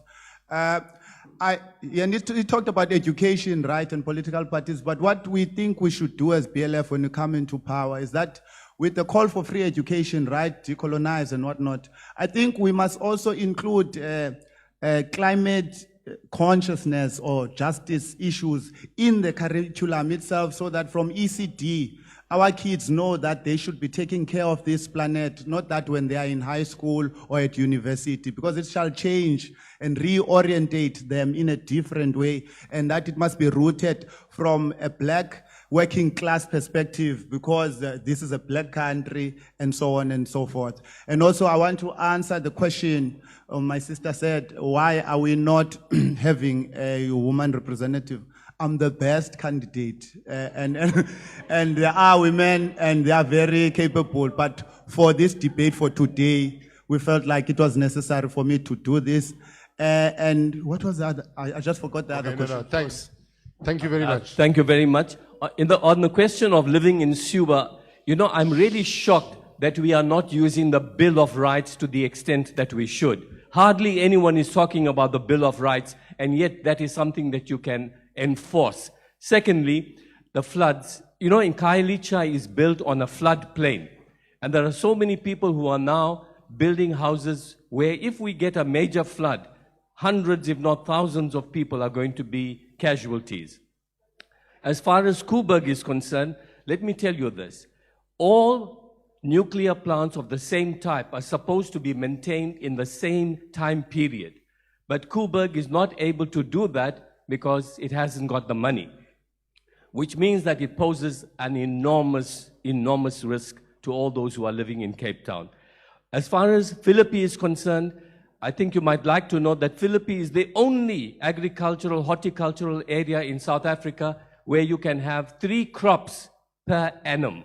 If it goes, I tell you what, food security will go with it. Now, one more thing on the maths issue. I have a motion at the moment in front of the council regarding a maths and science techno park. If that comes about, we will achieve miracles in making Cape Town the city of mathematics and science. So just hope that the DA supports it and we can put that on the ground. Thank you. Thank you. Aren't you, wait Ma, I saw your hand. We will come to you at the question time, okay? So just on a lighter note, Farouk, aren't you impressed with how many motions and so on this guy is bringing in the city council? I think he must get a prize for the largest number of motions that he's tabled. Kumi, may I say to you, when I was an MP, I held the world record for asking the most number of questions. And we are not surprised. Yeah, we are not surprised. They also called me Mr. Motion there. I pass a lot of motion, but not of the sewage type. Thank you. Please, Jeremy. Regarding the replacement or the ending of Koeberg, we first have to generate the energy elsewhere, and I believe it can happen at every sewage works in the Western Cape. Once we have generated the megawatts or gigawatts that Koeberg produces, we can immediately begin decommissioning. I don't know how long it takes to decommission a nuclear power station, but one could consider it to, let's say, 10 years, and any time after that is dragging our heels. Any time before that, we can pat ourselves on the back. Regarding education, I think that the general ethos in our national government is one of general apathy towards education, and I do think that every child, no matter their cultural background, has the potential to be a top scientist and mathematician and artist and farmer. So we have to not just think only of mathematics and electronics, but we must also understand that agriculture should also be in education from day one, right to matric. There used to be great technical skills, woodwork and metalwork in schools. Where is that now? We need to see that coming back into education. Okay, thank you. Thank you. Thank you, Jeremy. Thanks, Kumi.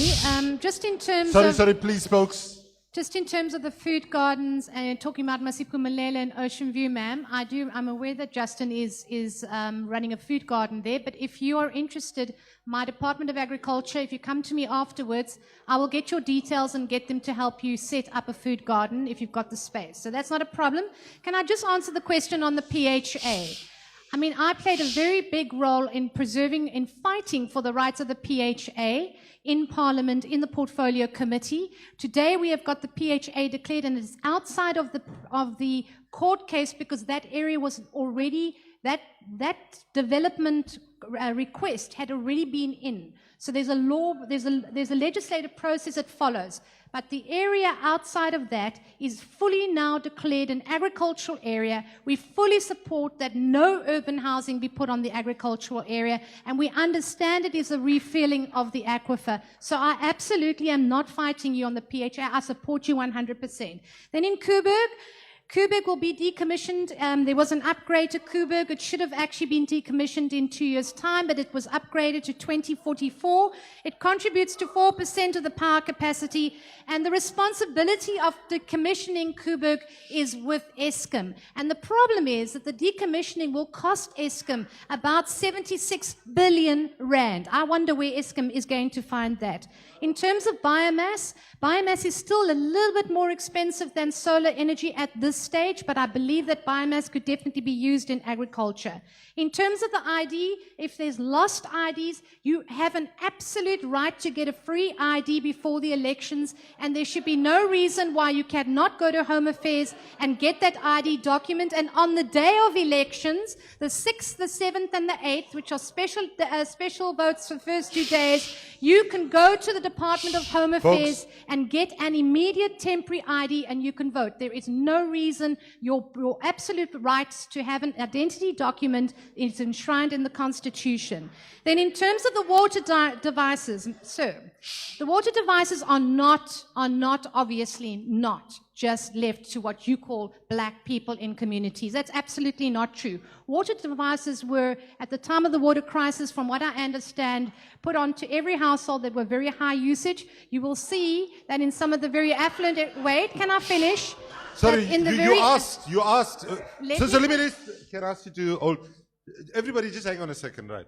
If you ask a question, right, and the person does not answer it, right, for example, I'm trying to get her to answer it and let them answer it. But you have a choice.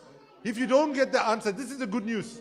If you don't get the answer that you want, it's helping you to decide who to vote for. So don't panic. Don't panic. Just listen. If it's not an answer, then you have a choice. You go to somewhere else. Please finish. But I understand. But your time is also getting tight. Yes, I understand that the water devices are problematic and we are busy investigating. So I fully hear you. There is a problem with the water devices.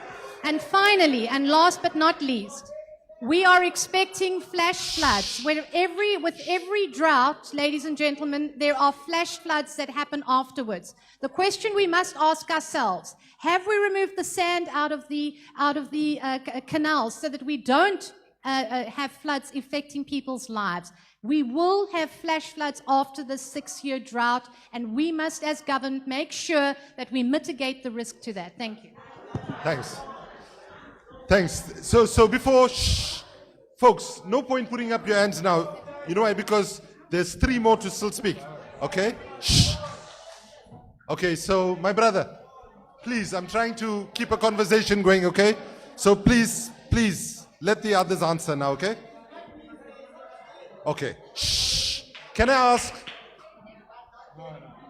Okay, sorry. Folks, can I just ask you to just cool it down for a second? And I want to just make a comment to spice up the debate a little bit, and then I'm going to go to the Green Party. I think to the DA representative, I just want to say, I think it's correct that we acknowledge that the Constitution guarantees the rights as you've done. But the problem is that the history of exclusion has meant that there are people who are struggling to find a bus fare to go to the Home Affairs to do their work. They have problems with literacy, right?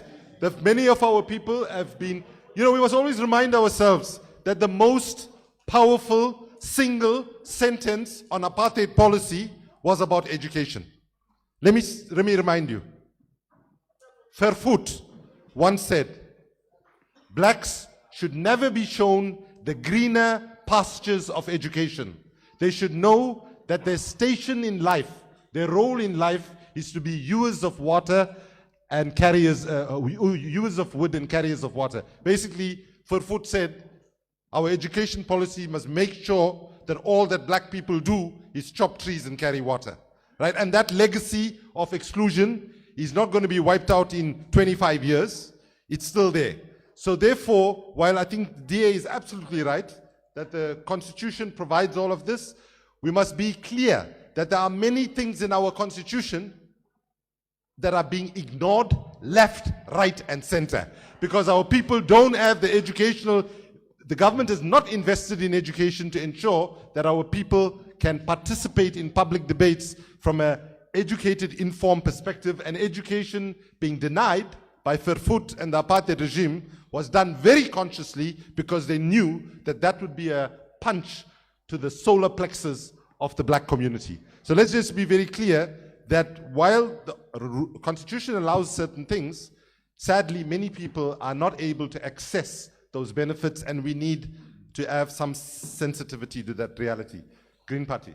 Wow, okay, so there's quite a lot of questions covering quite a lot of kind of topics. I think everybody here that's contributing, or a political party that's having their say, actually a lot of them have some fairly viable ideas and concepts, and it's not necessarily that one person talks over another person when it's the same idea.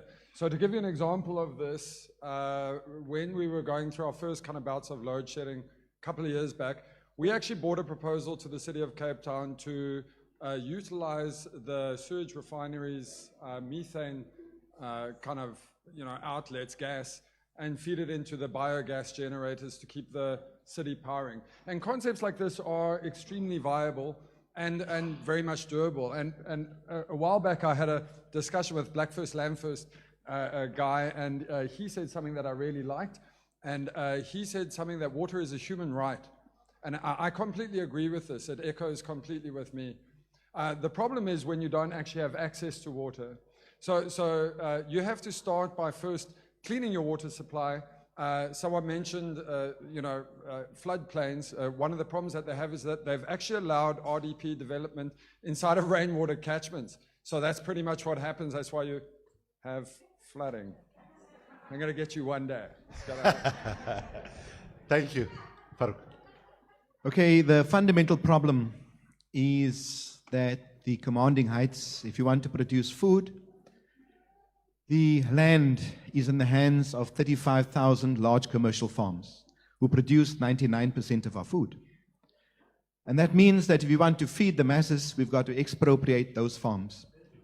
You can and put it under the control of workers, which is something that other people don't talk about, you see.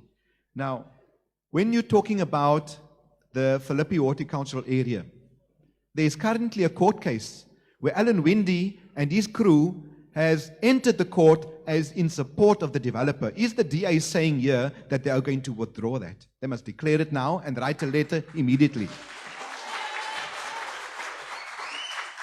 So we're saying that's what we meant by a needs-based economy. 100% of the budget would go towards climate accommodation and saving the earth and saving the people, because it's people-centered. Now, if you look at the whole concept of, anyway, my time is up, okay. Thank you so much, Shahid. Faith? Thanks, Jay. Let me start with the idea. I think if I can just get the details, then we can see how we can support that family that was ravaged by the informal settlement fire. I think it's important that government comes to our people. So the IDs, if I can get details, we'll try to facilitate the IDs for that community. Let me speak to Comrade Sharon. I think Comrade Sharon's issue is real. The socio-economic justice around land and poverty and swagre or Cape Flats must be dealt side by side by the environmental issues. I think the sad reality is here in the Western Cape, we haven't spent our urban settlement ground to the tune of 2.1 billion rand. It's a travesty against the poor, where those money that was allocated or meant for informal settlements in backyards have not been spent and have been returned. That's what the DA government is doing, that they haven't really spent the money. Their focus, by and large, is to look at private development and private and gentrification in the city center. On the bread, I think it's quite correct that you have still big competition, monopoly capital. We fought the bread cartels, and we need to ensure that the monopolies get broken down. Okay. Thank you, Faiz. So let's give them a round of applause for sticking to time. So I'm coming back to you now. My sister there, can she get the mic, please? Okay, you start there, and the second one. Where's the other mic? Oh. Go ahead. Shh, go ahead. By the way, let me just tell you something, right? I am consciously privileging young people here, because this fight is about young people's futures. Some of us who are making policies, we will be dead and gone when the shit hits the fan. By the way, I'm so impressed that everybody's talking about shit. Right? And by the way, whenever they say methane, right, or some words, just remember, those of you who are students especially, go read up about methane, because methane is also a greenhouse gas, which is worse than carbon, but it has the potential, when it's in our shit, to be used for positive purposes. Over to you. Okay, right. So what I have to say is, I was actually, I wouldn't say delighted, but then I'm glad that she mentioned that there would be no jobs without skills. And I'm actually kind of glad that he mentioned that Cape Town will be a city of science and maths and so forth, because I come from a maths and science focused school. But then what they fail to understand, or rather forget, is not each and every child is intellectual. Not each and every child is going to sit in a desk and study maths, business, and accounting. Not each and every child is going to study physics and sciences. Hence, they're forgetting that they also have skilled children, which they kind of ignore. And they're failing to educate our societies about skilled children. Hence, there are less or no school skills other that exist, which is why they tend to turn their backs on skillful children, which is why children they drop out of school. It's not because they want to, but it's because they can't, because not each and every child is going to be intellectual. So my question is to everybody on the panels, that when are we going to start building and focusing on skill-focused skills? Because they do not exist in our societies right now. Thank you very much. Whoa!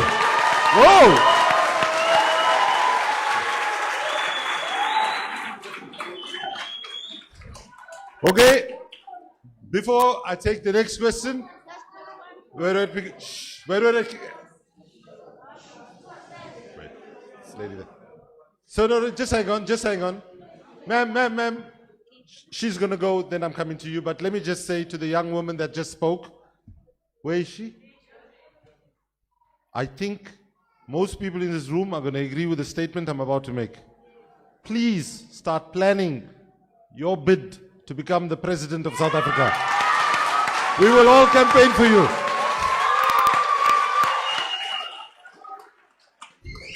And start early as you have. Please.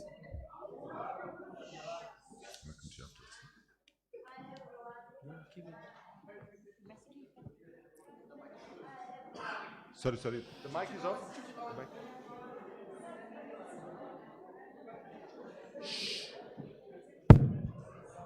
Hi everyone. I'm sorry for my broken English, because English is not my mother tongue. So I've got two questions for DA. I'm the waste speaker, do recycling. Since 1997, I'm not working, and I've got children. I send them to school. Either they pass matric, either they pass degree, either they pass diploma, but they are not working. Us as the waste speakers, we have got we've got two memorandums to go to town, to City of Cape Town. We send our first memorandum to provincial government, but they didn't reply us. And we take another one to the local government. Local government said they didn't take our memorandum. They said go straight to provincial government. So we are the old people. We go up and down to that, because we need a land, or we need a temporal land, because recycling is our job, because we create the job for us, because we are not working. The second question is, I'm staying in a shack, but I owe 37,000 of water. And my mother stay at Little Park. My mother stay 90-something, but she bought the bonds, maybe 70,000, but she owe 99,000 for the water. We haven't got farm in our area, and we haven't got gardens. I want to ask our government, our government, where did we get that money to pay the water? Thank you.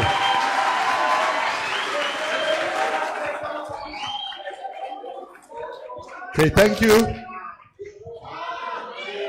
Thank you. To this young man here, thanks. I want to know. Please, keep it close to your mouth. What I want to know is why the Green Party representative has an empty can of Coke in front of him. Sorry, say that again? I want to know why the Green Party representative has an empty can of Coke in front of him. Oh, okay. All right, cool. Okay. Good question. You get that? Yes, please. Right. And can you pass the mic to the person behind you? Please. Shh. Folks, listen. There's a good chance, there's a really good chance that everybody who wants to ask a question will get a chance. I'm really trying hard, okay? So work with me, right? And just keep the noise down when people are talking. Please go for it. Hi everyone. I will talk about the Kylie chart, that SST, where there's a problem about the ID. I'm not happy with the answer because we're sending memorandum after memorandum in town. There is no answer. We follow all of the procedure. You cannot go to Home Affairs with no money. You must pay for your ID. We all know that thing.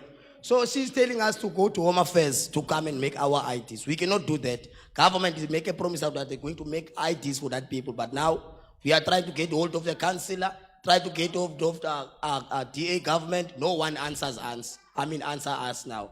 That guy is giving us a promise that if we see him now, he's going to follow the matter and try to do something about that. That's giving a hope to the people. So for us that we stay in the community, we don't know what to say about voting and what, because when we wanted to vote, DA, he was there on that day. I can't remember what was her name. Said, guys, we're going to give you guys 1,700. They changed that. They said they're going to make us a soup kitchen. They changed that. They said they're going to give us a voucher of 700 rand. So they're playing around with us. Each and every political party. I'm not saying that which one is better, but now, please, guys, go to SST in town to try to resolve the problem. That's why we're voting you for before the votes. I'm not going to say when you can go anytime and see the water problem. Since that fire, we don't have water. You can go anytime. Since that fire, we don't have water. We must run into other location to get water. Thank you. Thank you very much. Thank you. Good evening. My name is Amanda. I'm from an organization called Bishop Laver's Action Community. Okay, just one second. Let me ask somebody now. You got your hand up. What organization she's from? What organization she's from? You don't know? Okay, everybody stay quiet now. Introduce yourself again. My name is Amanda from the Bishop Laver's Action Community. I have two questions for the DA specifically. Firstly, we are working in our community. The pensioners mostly come to our offices with huge water bills. Now, they keep on saying they are going to investigate. We know the water meters are faulty. So do something about it, because people are ending up in hospital because they worry about the money they need to pay. That's the first thing. And then the second thing is, you made billions with the water crisis from the poor people. So what are you actually doing with that money? Is any of that money going towards making Cape Town green? Thank you very much.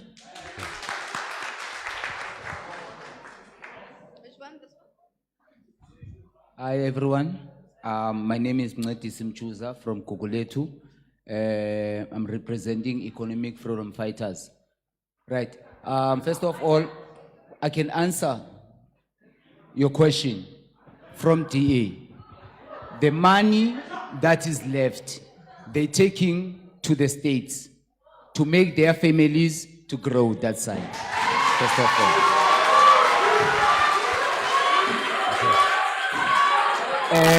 Leaders. Secondly. Sorry. Please. Secondly, the ANC and the DA, they know where do they get the fundings. They are together. if the ANC can say to the DA, you are wrong there and there, the DA will say, but you also, the ANC, we are together in this money. Okay, sir. All right. Right. The last question is, the DA, do not play with our minds here. The DA, it's not the Democratic Alliance. It is the National Party. Let's not forget, guys. Let's not forget, guys. In our olden days, our mother and fathers, they can't go outside without a pass. Due to regardless the fact of the DA, okay, they are the ones. Sorry, thank you, sir. They are playing with our minds, leaders. Okay. So therefore, do not play with our minds, DA. Don't tell us that there will be some jobs. Thank you. Okay, for your argument's sake, I'm so sorry. You. Thank you. Viva. Thank you. Okay. Can you? Sorry. Please. Shh. There's another question here. There's another round. Shh. Please. Okay, there's a question. You are noted. You'll get a chance. Please. I am Bino from the Green Anglicans. Now. Sorry, wait, 1 second. Anybody heard which organization is from? Okay, shh. Introduce yourself again. Bino from Green Anglicans. Green Anglicans. Imagine that. Green Anglicans. Take it seriously. Listen to them. Now, first of all, to the convener, let's not do the opposite of what we're here for. We are saying we're protecting the earth, but we've got so many plastic bottles where else we can pour water from the tap and use glasses. So please, let's not do that again. Now, to the ANC and DA, because you've got municipalities that you are running. As we go around, especially all of South Africa, we encourage people to stop illegal dumping. But there's illegal dumping in our communities because that is where our children play due to safety reasons of playing far away from home. Now, the root cause is that the municipality is not coming to collect the garbage. So the only way they can dispose of this is throwing it in a central place where no one taking it away from their families. Now, what are you doing to these MMCs who are in charge of collecting this rubbish? How are you disciplining them? Because they are not doing justice to our people, and children are getting sick because that is where needles are and all of this stuff that comes from our homes. Thank you. Thank you very much. Okay. I'll come next round. Okay. Short. We're taking that last question and then I'm coming round for a second round, okay? Okay, please. Okay. Okay, I just want to the DA. Sorry, ma'am. Sorry, ma'am. I heard you mention to the lady that you will assist her in the community garden project. I have one also in SST, where the complaints are, where I also want to start one. So I would like to acknowledge that. I would like to meet with you. Okay. So this debate that we are here today is a very difficult debate. And for most of us who maybe did not do life sciences or physics in school, we are lost, okay? But then, yes, what I want to say is that the government needs to step in now, not tomorrow or next day or after the elections, today, because the climate change is not going anywhere. So what needs to happen is that government does not also focus on the people, especially in rural areas, who, yes, I may not have a university degree, but I have started a profitable business by myself. So what the problem is that the government does not support entrepreneurs in rural areas. They support entrepreneurs in towns. But they don't know that we are the ones who know the problems that are actually happening in the rural areas as entrepreneurs. That's why we decide to start our own businesses and hire people in the communities. But we do not get funding from the government. We go to IDC to ask funding so that we can hire people to clean the wetlands. There's a Kailicha wetland, the boy mentioned. There is one in Kailicha and SST. It's dirty. It's dirty. We want to hire community members to go together collectively and we go clean that wetland because it's ours and we're saving it for the future. But the government does not want to hear our cries. So I believe that the government is not doing enough. the ward councillors or the community members that are there, they are not doing enough. Okay. Thank you very much. So folks, just hang on. What I'm gonna do is, with the permission of the panel, I realize there's been lots of questions. Just so we get everybody to have a chance, I'm gonna allow 3 from the side, 3 from that side, and then we give you 2 minutes each to respond, okay? So there's a gentleman here who has had his hand up, and then, where? I'll come to you and then I come to you. Please, go ahead.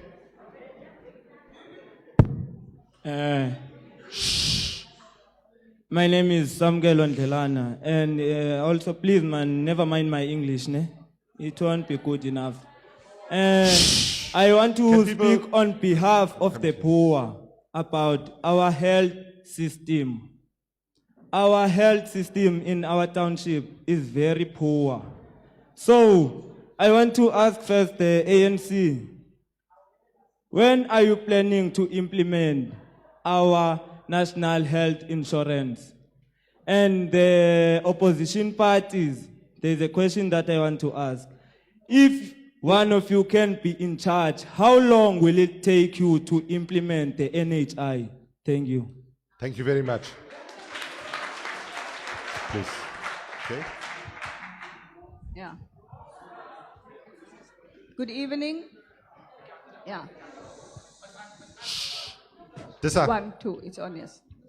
My name is Wendy Pakir and I'm from Elsenburg. It's on the outskirts of Stellenbosch. I think my question is maybe both to the DA and the ANC because it's about land and our land rights. In Stellenbosch, for instance, there's been 99-year leases to farmers, and I think maybe it's happening all over the world, where farmers almost pay next to nothing for the land that they are leasing from the municipalities. And I think the same goes for the Gulf estates, where there's so many landless people, and we need land for subsistence farming. Because currently, our food, the food that we eat is not good. There's lots of GMOs in it. Pesticides has been used on farms. Very few organic farmers are producing organic food, but it's too expensive. People cannot afford it. So I want to know, what are your views on yeah, I mean, we've been speaking about expropriation and all of that. I mean, we've been asking for land for a long time. We have to plant now at schools because we're not getting land.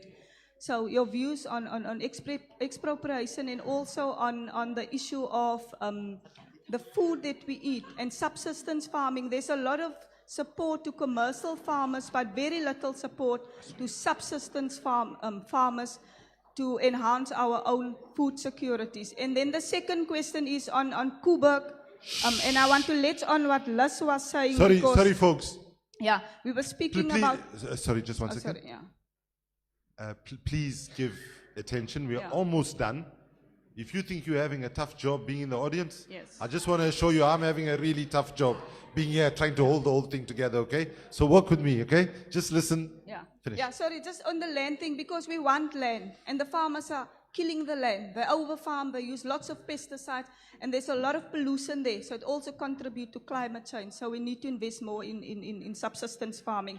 On the issue of Koeberg, a lot of high-level nuclear waste is stored at Koeberg without Eskom having a clear plan in terms of how to deal with it. If there's a crisis now or a storm hits or something happens, Koeberg is very close to Cape Town.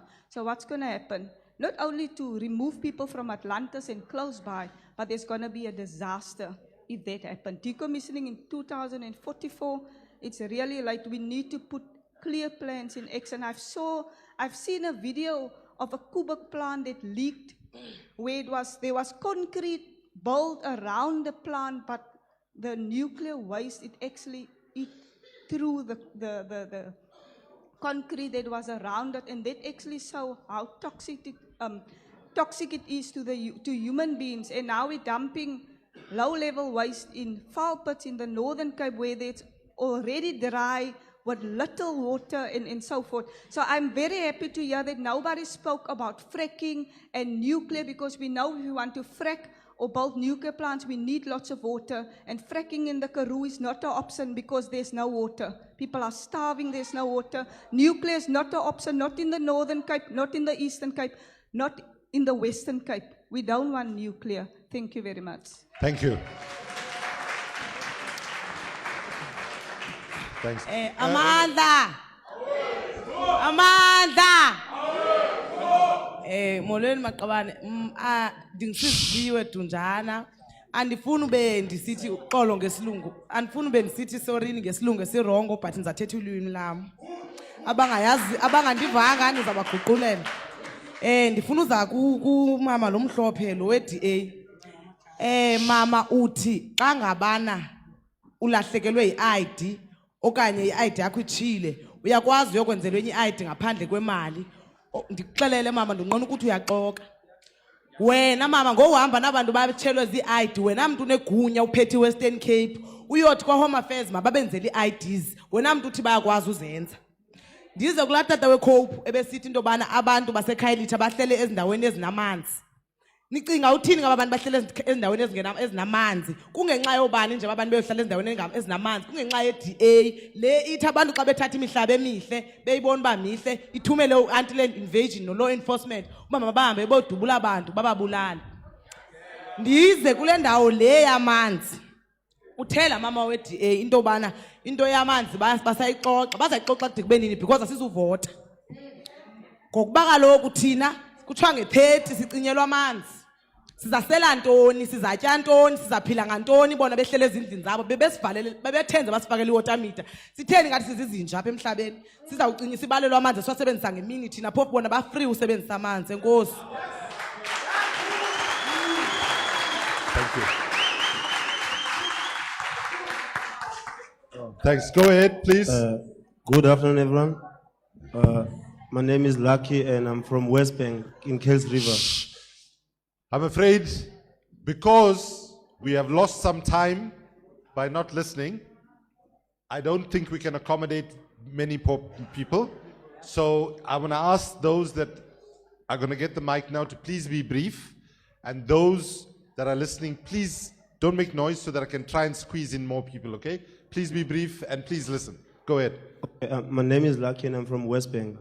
The thing is, I hear you people talking about visiting places and making climate change aware, people aware of climate change. But in West Bank, the thing is, we have a dump site there. It's written no dumping. But whenever you go there, you'll see lots of dump there.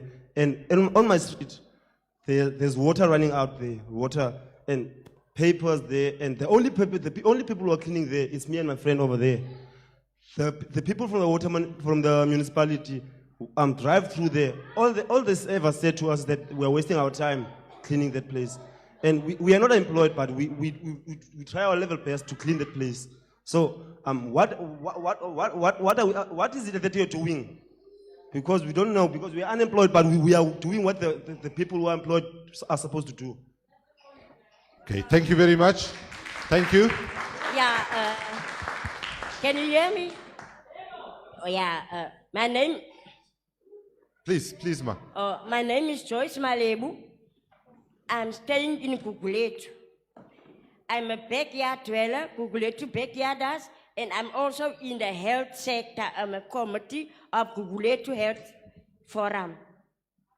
I'm staying in a backyard for 28 years. And I'm very old.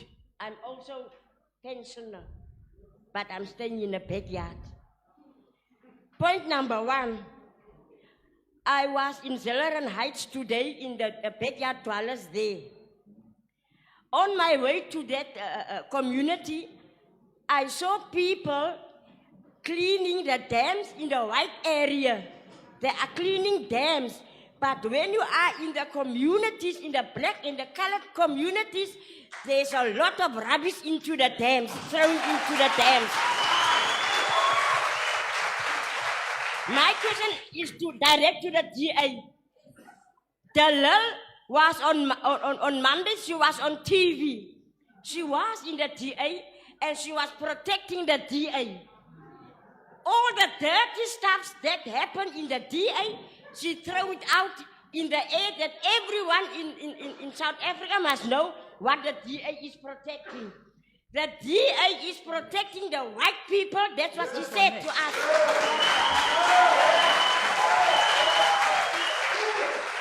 Now it's election time. You want our votes.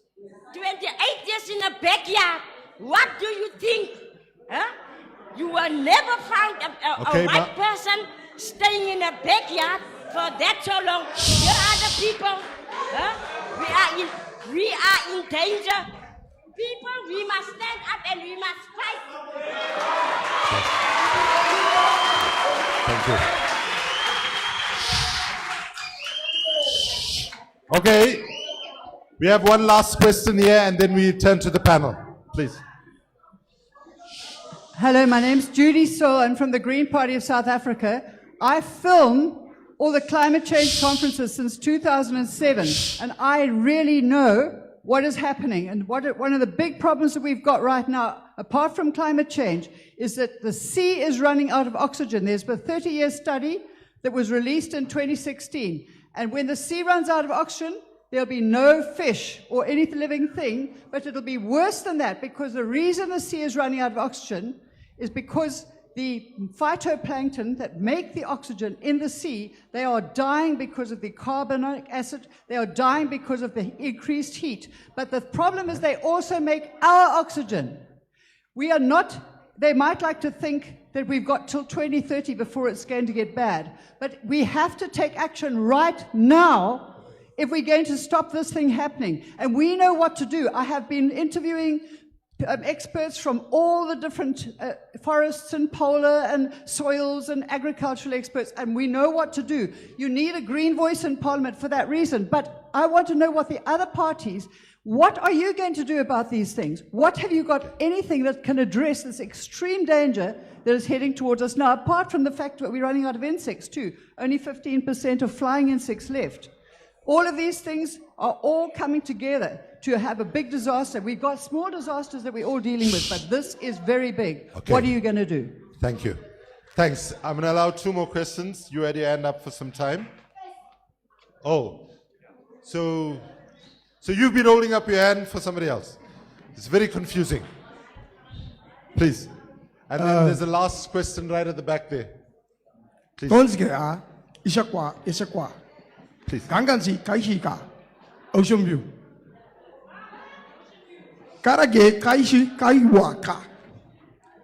I'm standing here not as the first indigenous people. We are indigenous people, all of us.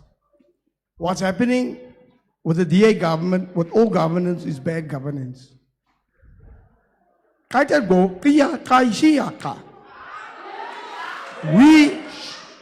don't just regard us the First Nation. We are all the First Nations. If you look on your money, it says a diverse people unite. Why aren't we uniting?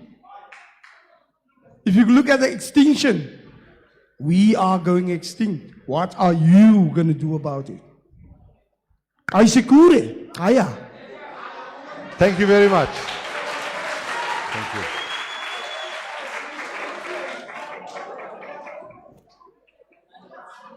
Okay, there's a comrade from all the way from Joburg, Landosa. Where's it? You? Okay, we give him a chance since he came all the way from Joburg, okay? And then I come back there, and then we go to the panel. Yes, Yeah. thank you. I thought I wasn't gonna ask a question because this question has already been asked, and unfortunately, I didn't get an answer from any of the panelists on this matter. The question on just transition.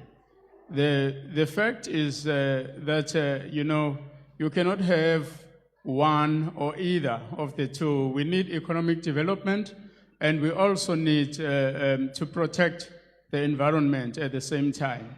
We know that your promises will be based on a better economic development. So maybe that's the reason why climate change does not come out clearly. It's not in the mainstream on any of your manifestos. What we really need here is that you give us answers as to what are you going to do in terms of, just transition. You see, because we really need our environment protected in as much as we need economic development. Thank you.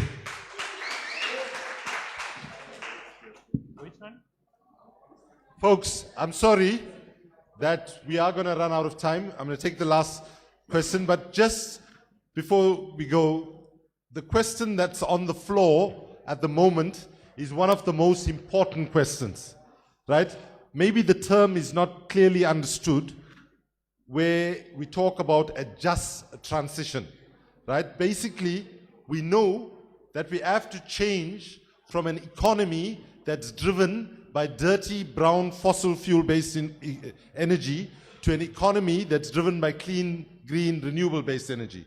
However, the question is, the people who work in the oil, coal, and gas industry, the workers in those industries, our brothers and sisters, our mothers and fathers, and they should not be punished for the policy choices that governments have made over a long time.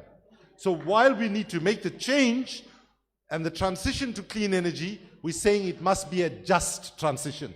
That is, that the workers that work in those industries should be trained for new jobs in a clean, inclusive, green economy, that those that are close to retirement age should be justly provided with proper retirement and so on. So that's what we're saying. And we want to often say in the environmental movement and the social justice movements more generally, this thing that our politicians put before us, oh, it's jobs versus the environment or the jobs versus climate, is something we must actually reject fully, right? It's a false choice. And let me just say to all the political parties here, my question to you, right?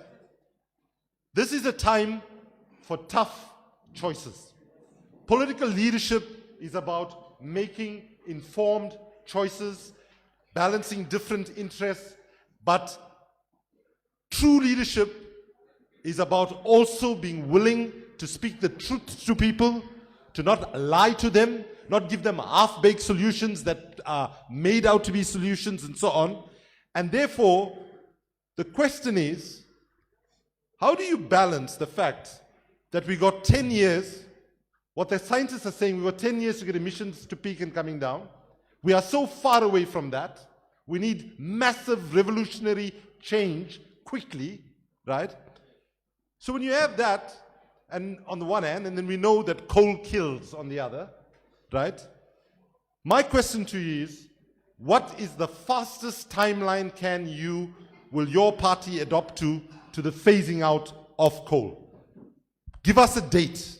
We recognize it can't be done overnight. We recognize it cannot be done overnight. We need a just transition. We need to plan it properly and so on. However, what's the point of saying we need to keep jobs going now and that kills all of us in the future? So that's the question. And let me just say on a lighter note, how many of you saw that movie called Back to the Future? Just put up your hands. Let me see whether it's worth. Okay, for those of you who haven't seen it, it's about somebody who goes into a machine and goes back 40 years. And so there's a meme I saw on WhatsApp which has the two actors coming in 2045, and then they go into 2045 and they come back to the present and they say, that professor guy says, "Hish, you won't believe it. They're still building Medupi and Kusile. They haven't finished it yet." So folks, last question to the gentleman, and then we go to the panel for closing comments. Please. Okay. Good evening to everyone that is inside the house. I'm sorry that I got this mic later on, but please, I hope that you'll understand.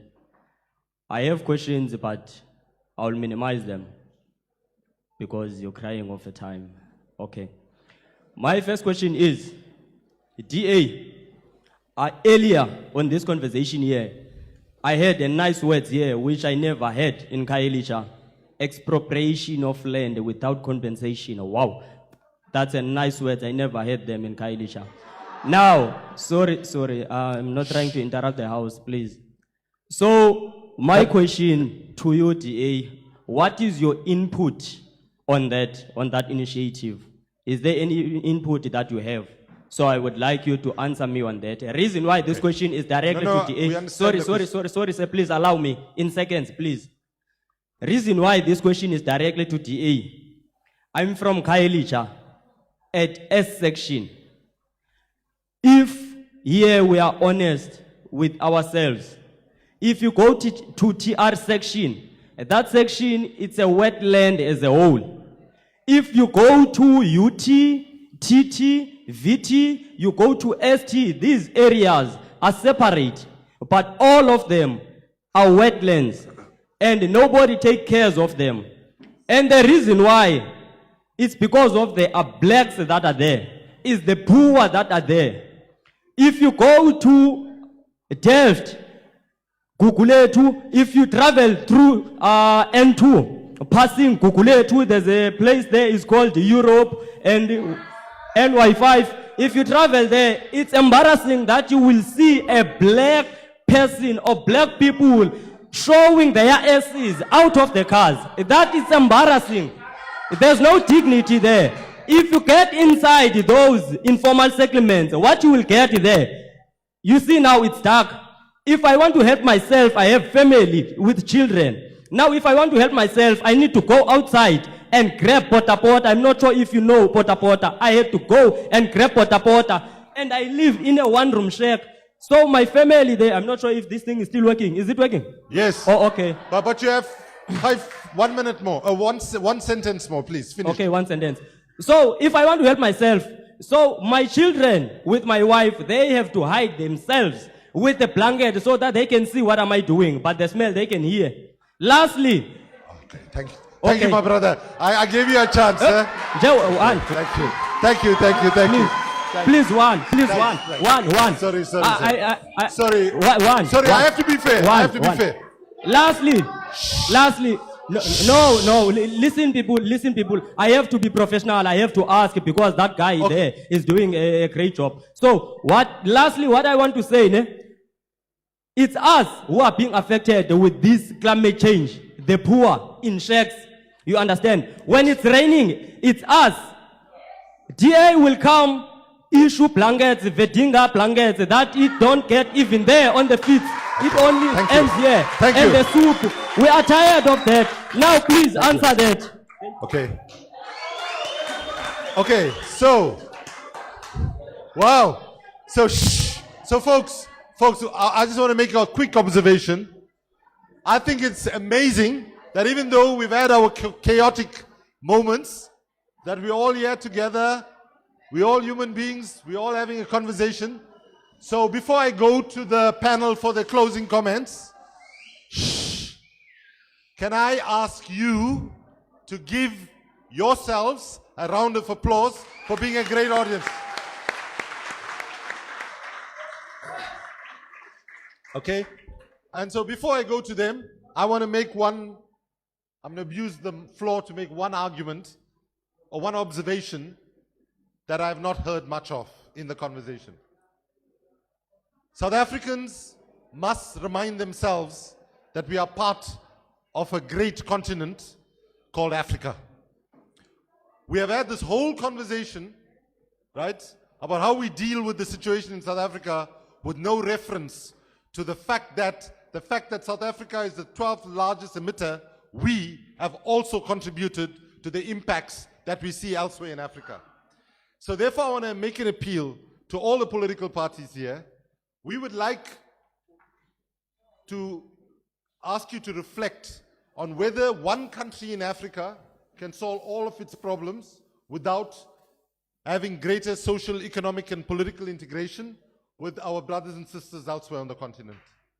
I believe that one of the worst, embarrassing, horrific things about post-apartheid South Africa is the fact that the countries where people supported our liberation struggle came from, where we lived, where the apartheid state bombed us, where we intermarried with people from all over the countries where we were. And today, the way we treat people from other parts of Africa makes me ashamed to be a South African. And we all should be ashamed of that.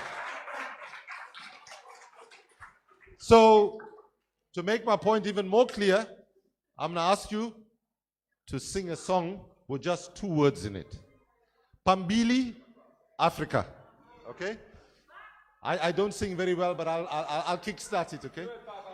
Pambili, Pambili, Pambili, Pambili, Pambili, Africa. Pambili, Pambili, Pambili, Pambili, Pambili, Africa. You all can do better than that. One more time. Pambili, Pambili, Pambili, Pambili, Pambili, Africa. Pambili, Pambili, Pambili, Pambili, Pambili, Africa. Thank you. Okay, so I want to say a big thank you to the representatives of all the political parties for your patience. I hope you don't mind that I privilege the audience. What I want to do now is to give each of you 2 minutes to make your closing comments, and you can respond to those questions that you feel were most directed at you. So let me start on the extreme right, BLF.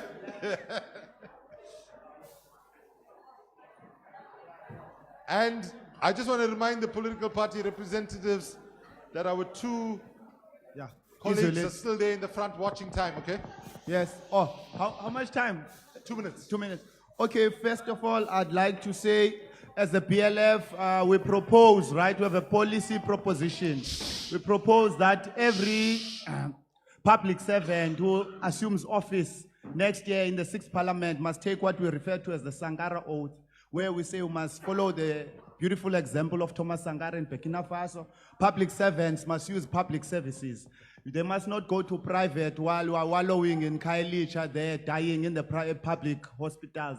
Are these comrades willing to take that, to say we want to be accountable and not use the ministerial handbook and abuse all these resources, but live a very humble life like Thomas Sankara? Secondly, I want to say the EFF brother who just came here, my brother, awuyazi into yoba i-EFF nayo ayifuni party political funding ichazwe uba ngobani na omalima eParliament wayekhona nalotata bayi-oppose loo nto. So all political parties must show their cards and say sifandwa ngubani, because umuntu uthethetha ube kuthethe enye indoda apha enqentsu kuye kanti uyafandwa. So it's very important. Abahlali baseKhayelitsha were coming. We are going to assist as much as we can. We are a small political party. Vote for PLF because it's the only black alternative we can have. It's going to be number 11 on the ballot box. Also on the issue of IDs, the DA comrade here is very economical with the truth. Very, very. I was at Home Affairs today. They have a cut-off number of IDs that they can make on a day. And you are in power, you can intervene. Don't always scapegoat the ANC. You are all bad, both of you. So it can't be a tit-a-tat between ANC and DA. They must take us serious, these people. Yeah, vote for PLF as a Kylie Chamakabane. Thank you very much. Thank you very much. Thank you very much. So before you go, the main point that was made there is the important point, that all political parties should say where the money is coming from, whether it comes from individuals, whether it comes from Gupta, whether it comes from VBS, whether it comes from Oppenheimer, whether it comes from anybody. Transparency will help our democracy. Right. Thank you. Thank you. Let's begin with this. From 2010, COPE was the first party that publicly declared that political party funding must be declared. We will declare. Number two, you wanted to know where COPE stands. Now this package was given to us.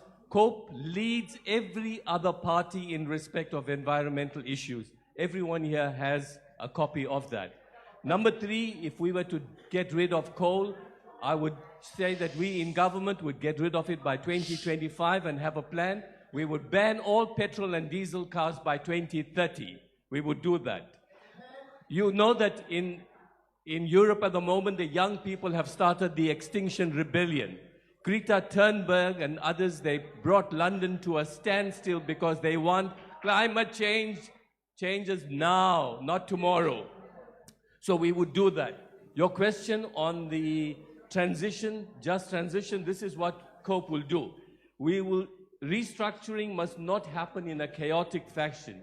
It must not negatively impact on workers and poor people. It must be done proactively. The transition towards a climate resilient and low carbon economy must maximize the benefits of climate action and minimize hardship for workers and communities. And sound investments in low emission and job-rich sectors and technologies must be attracted. In our manifesto, we say we will take 10,000 people from the universities and prepare them thoroughly for the fourth industrial revolution. Because all the jobs that people are talking about, none of those jobs are going to be existing 10 years from now. So we better learn that it's going to be hard work and required skills to be able to negotiate the future. No skills means no jobs. So COPE is going to do just that. And I'm very, very delighted that COPE has, is the #1 leading party from Parliament on the scorecard. If I had known they were going to score it, I would have pushed far more things in our manifesto to make it the, absolute leader in South Africa. Thank you. Thank you. Jeremy. Okay, so what are we going to do to make a just transition? We can all start tomorrow. And the way we do that is that the people out there go to plant cannabis immediately.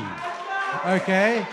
Because then you are sequestering carbon and you are getting a multi-purpose crop which will give you nutrition. It has the most healthy seed on earth, and yet we have 6 million children going to bed hungry every night. Okay, this is not a drug, as the propaganda tells you. This is the most nutritious seed on earth. This is the longest and strongest fiber from a plant on earth.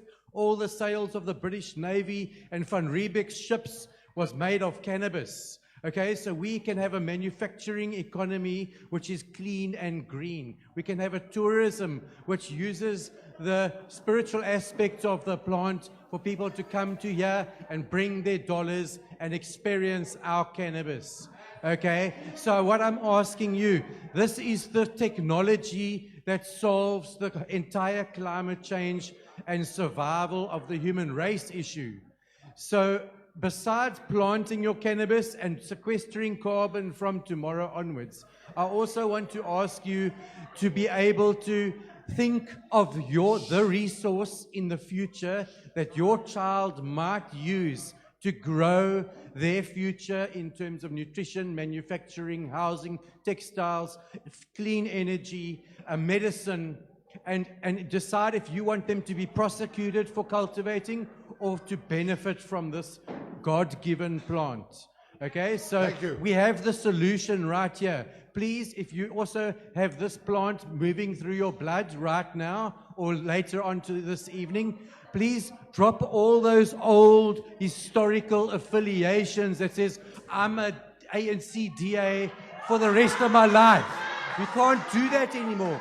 Business as usual hasn't worked. So please put the African Democratic Change Party here so that we can grow the solution to the future. Thank you very much. Thank you, Jeremy.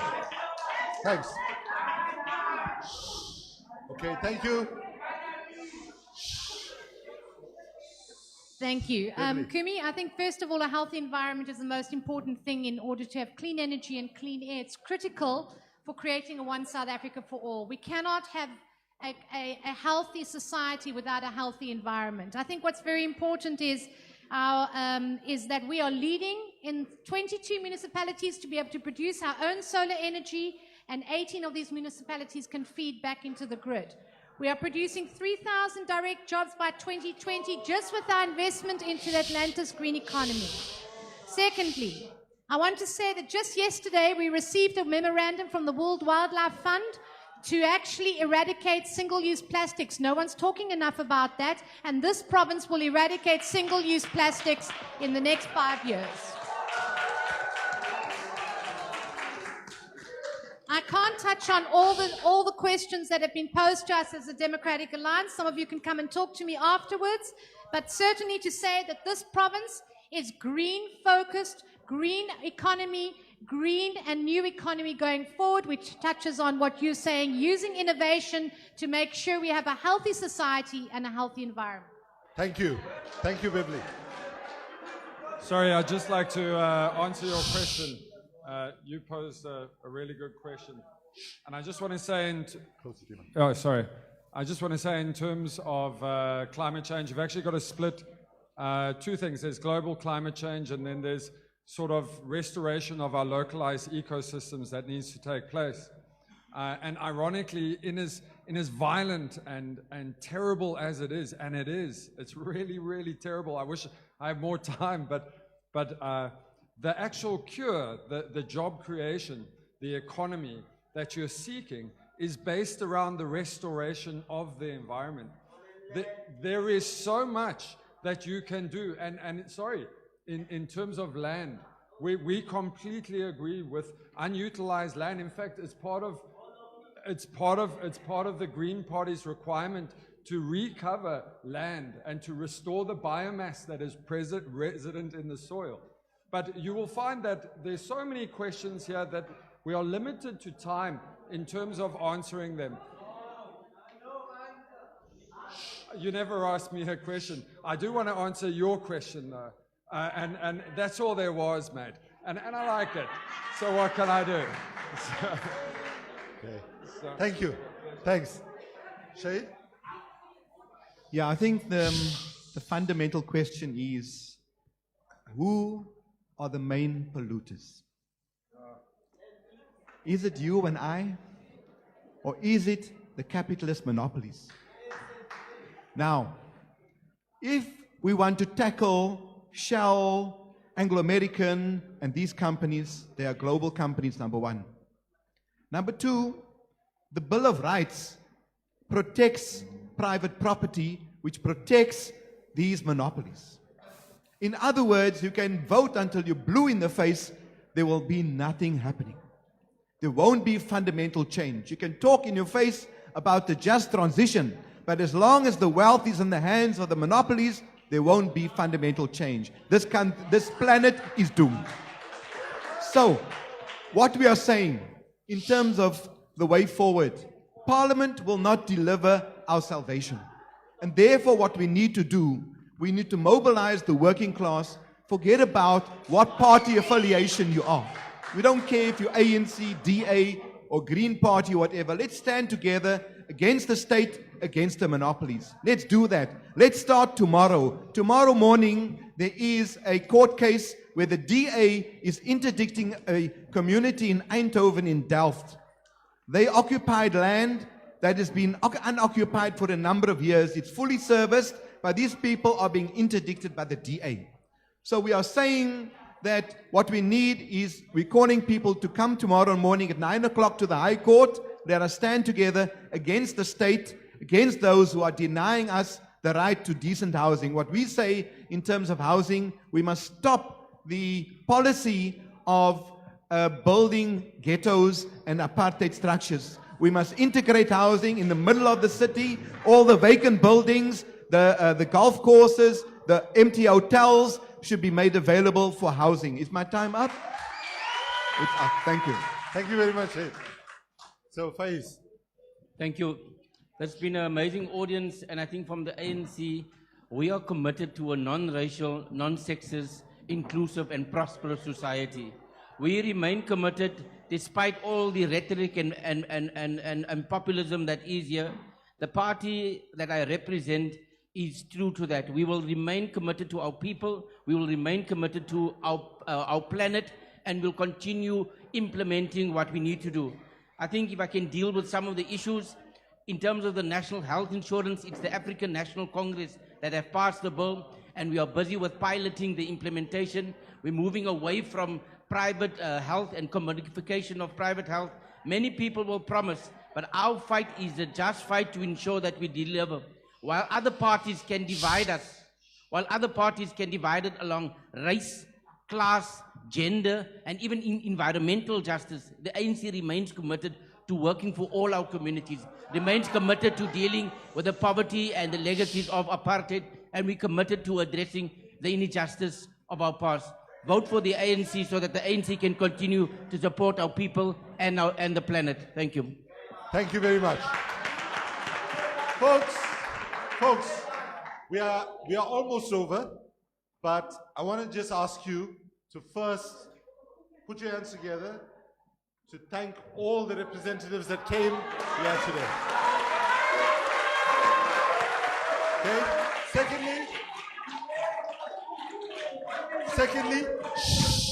Secondly, I want to call two young people to come and stand next to me here.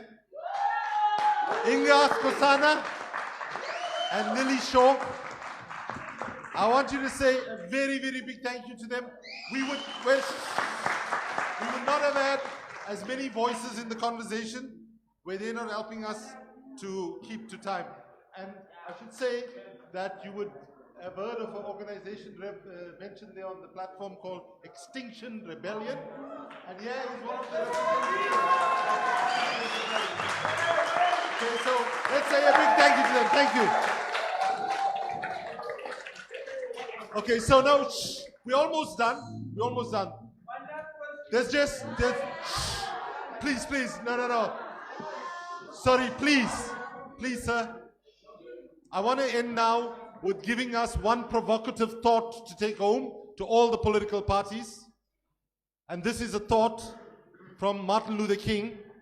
Speaking in 1965, he said, "My friends, as I come to the end of my speech, I want to note that in the field of psychology, there's a very dominant term called maladjusted. Now, all of us want to live a well-adjusted life and not suffer from schizophrenia or other mental illnesses." This is all Martin Luther King, by the way, not me. Right? However, he said, there are certain things in our world that are so immoral and unjust that good, decent people should refuse to be well-adjusted to. Then he went on to say, "I never intend to adjust myself to religious bigotry. I never intend to adjust myself to racial discrimination. I never intend to adjust myself to the mindless expenditure on weapons when people have no food to eat." And on the economy, he said the most important thing. He said, "I never intend to adjust to economic conditions that will take necessities from the many to give luxuries to the few when millions of God's children are smothering in an airtight cage of poverty in an affluent society." So, in a longer version of the speech, he goes on to say, "I now call upon decent women and men around the world to come together to form a new international association to be known as the International Association for the Advancement of Creative Maladjustment." Right? This is people who are not prepared to accept the status quo. My challenge to all the political parties in our country and all our leaders is that we are being delusional about the scale of change that is needed. We have to recognize that business as usual is not going to get us there. And we have to recognize that we have adjusted. We have adjusted to too many things. Inequality, gender discrimination, and so on. And we appeal to all the political parties to develop a spirit of creative maladjustment. Don't adjust to a broken status quo. Then in conclusion, I want to end with a statement to the political parties about telling lies and not speaking the truth. Now, most South Africans, and not just South Africans, by the way, Americans, Russians, everybody where there's elections, today they have a sense when they go to vote that they're not going to vote for the best political party, they're going to vote for the least worst political party, right? And we want in our country to have political parties that are vibrant, that are diverse. We've got diversity, that's great. Different opinions, that's wonderful. That's a testament to our democracy. But we also want people who have the courage to say that actually we're not going to be able to create 5 million jobs in the next 5 years. Right? Don't say something that you're not going to be able to deliver. And so in this context, I want to end on a light note about when Madiba passed away. When Madiba passed away, he arrives in heaven. Right? Some of you might know that Madiba is a Methodist, right? So when he arrived there in the pearly gates, St. Peter says, President Mandela, what an honor it is to have you. We've been waiting for you. Come, let me give you a specialized tour of heaven. After a few minutes, Madiba asks St. Peter, why are there so many clocks all over the place here? So St. Peter says, you see, you don't know. Huh? For every human being, we have one clock. And whenever they tell a lie, the big hand moves once. So Madiba was very intrigued by this and said, this is very interesting. So St. Peter says, come, I got a special room, I take you. They go to this room and it's called a high profile room. So then St. Peter says, you see, there's Mother Teresa's clock. As far as we know, it has never moved at all. There's Madonna's clock. It used to move very fast. It slowed down recently. And after going through a range of people, Madiba says, isn't Donald Trump now one of the most famous people? Shouldn't his clock be here? So St. Peter says, we used to have it here, but right now Jesus has it in his office and he's using it as a ceiling fan. Okay, so to all our politicians, our appeal is, as citizens, we say to you, if things are bad, tell us things are bad. If things are broken, tell us things are broken. And make us your partners as solution providers, because no political party, no government is going to solve the problems of our country without the active participation of civil society. Thank you very much. Thank you. Comrades, and the vote of we say thank you for all the political parties. Thank you very much. We say thank you for Kuminari, an amazing audience. We say thank you to you. We have proven that we can have a debate on environment without throwing chairs, that we can have a debate with environment where there is not just white people in the room, where we can have a debate with community voices. Thank you and go well. Thank you, go well.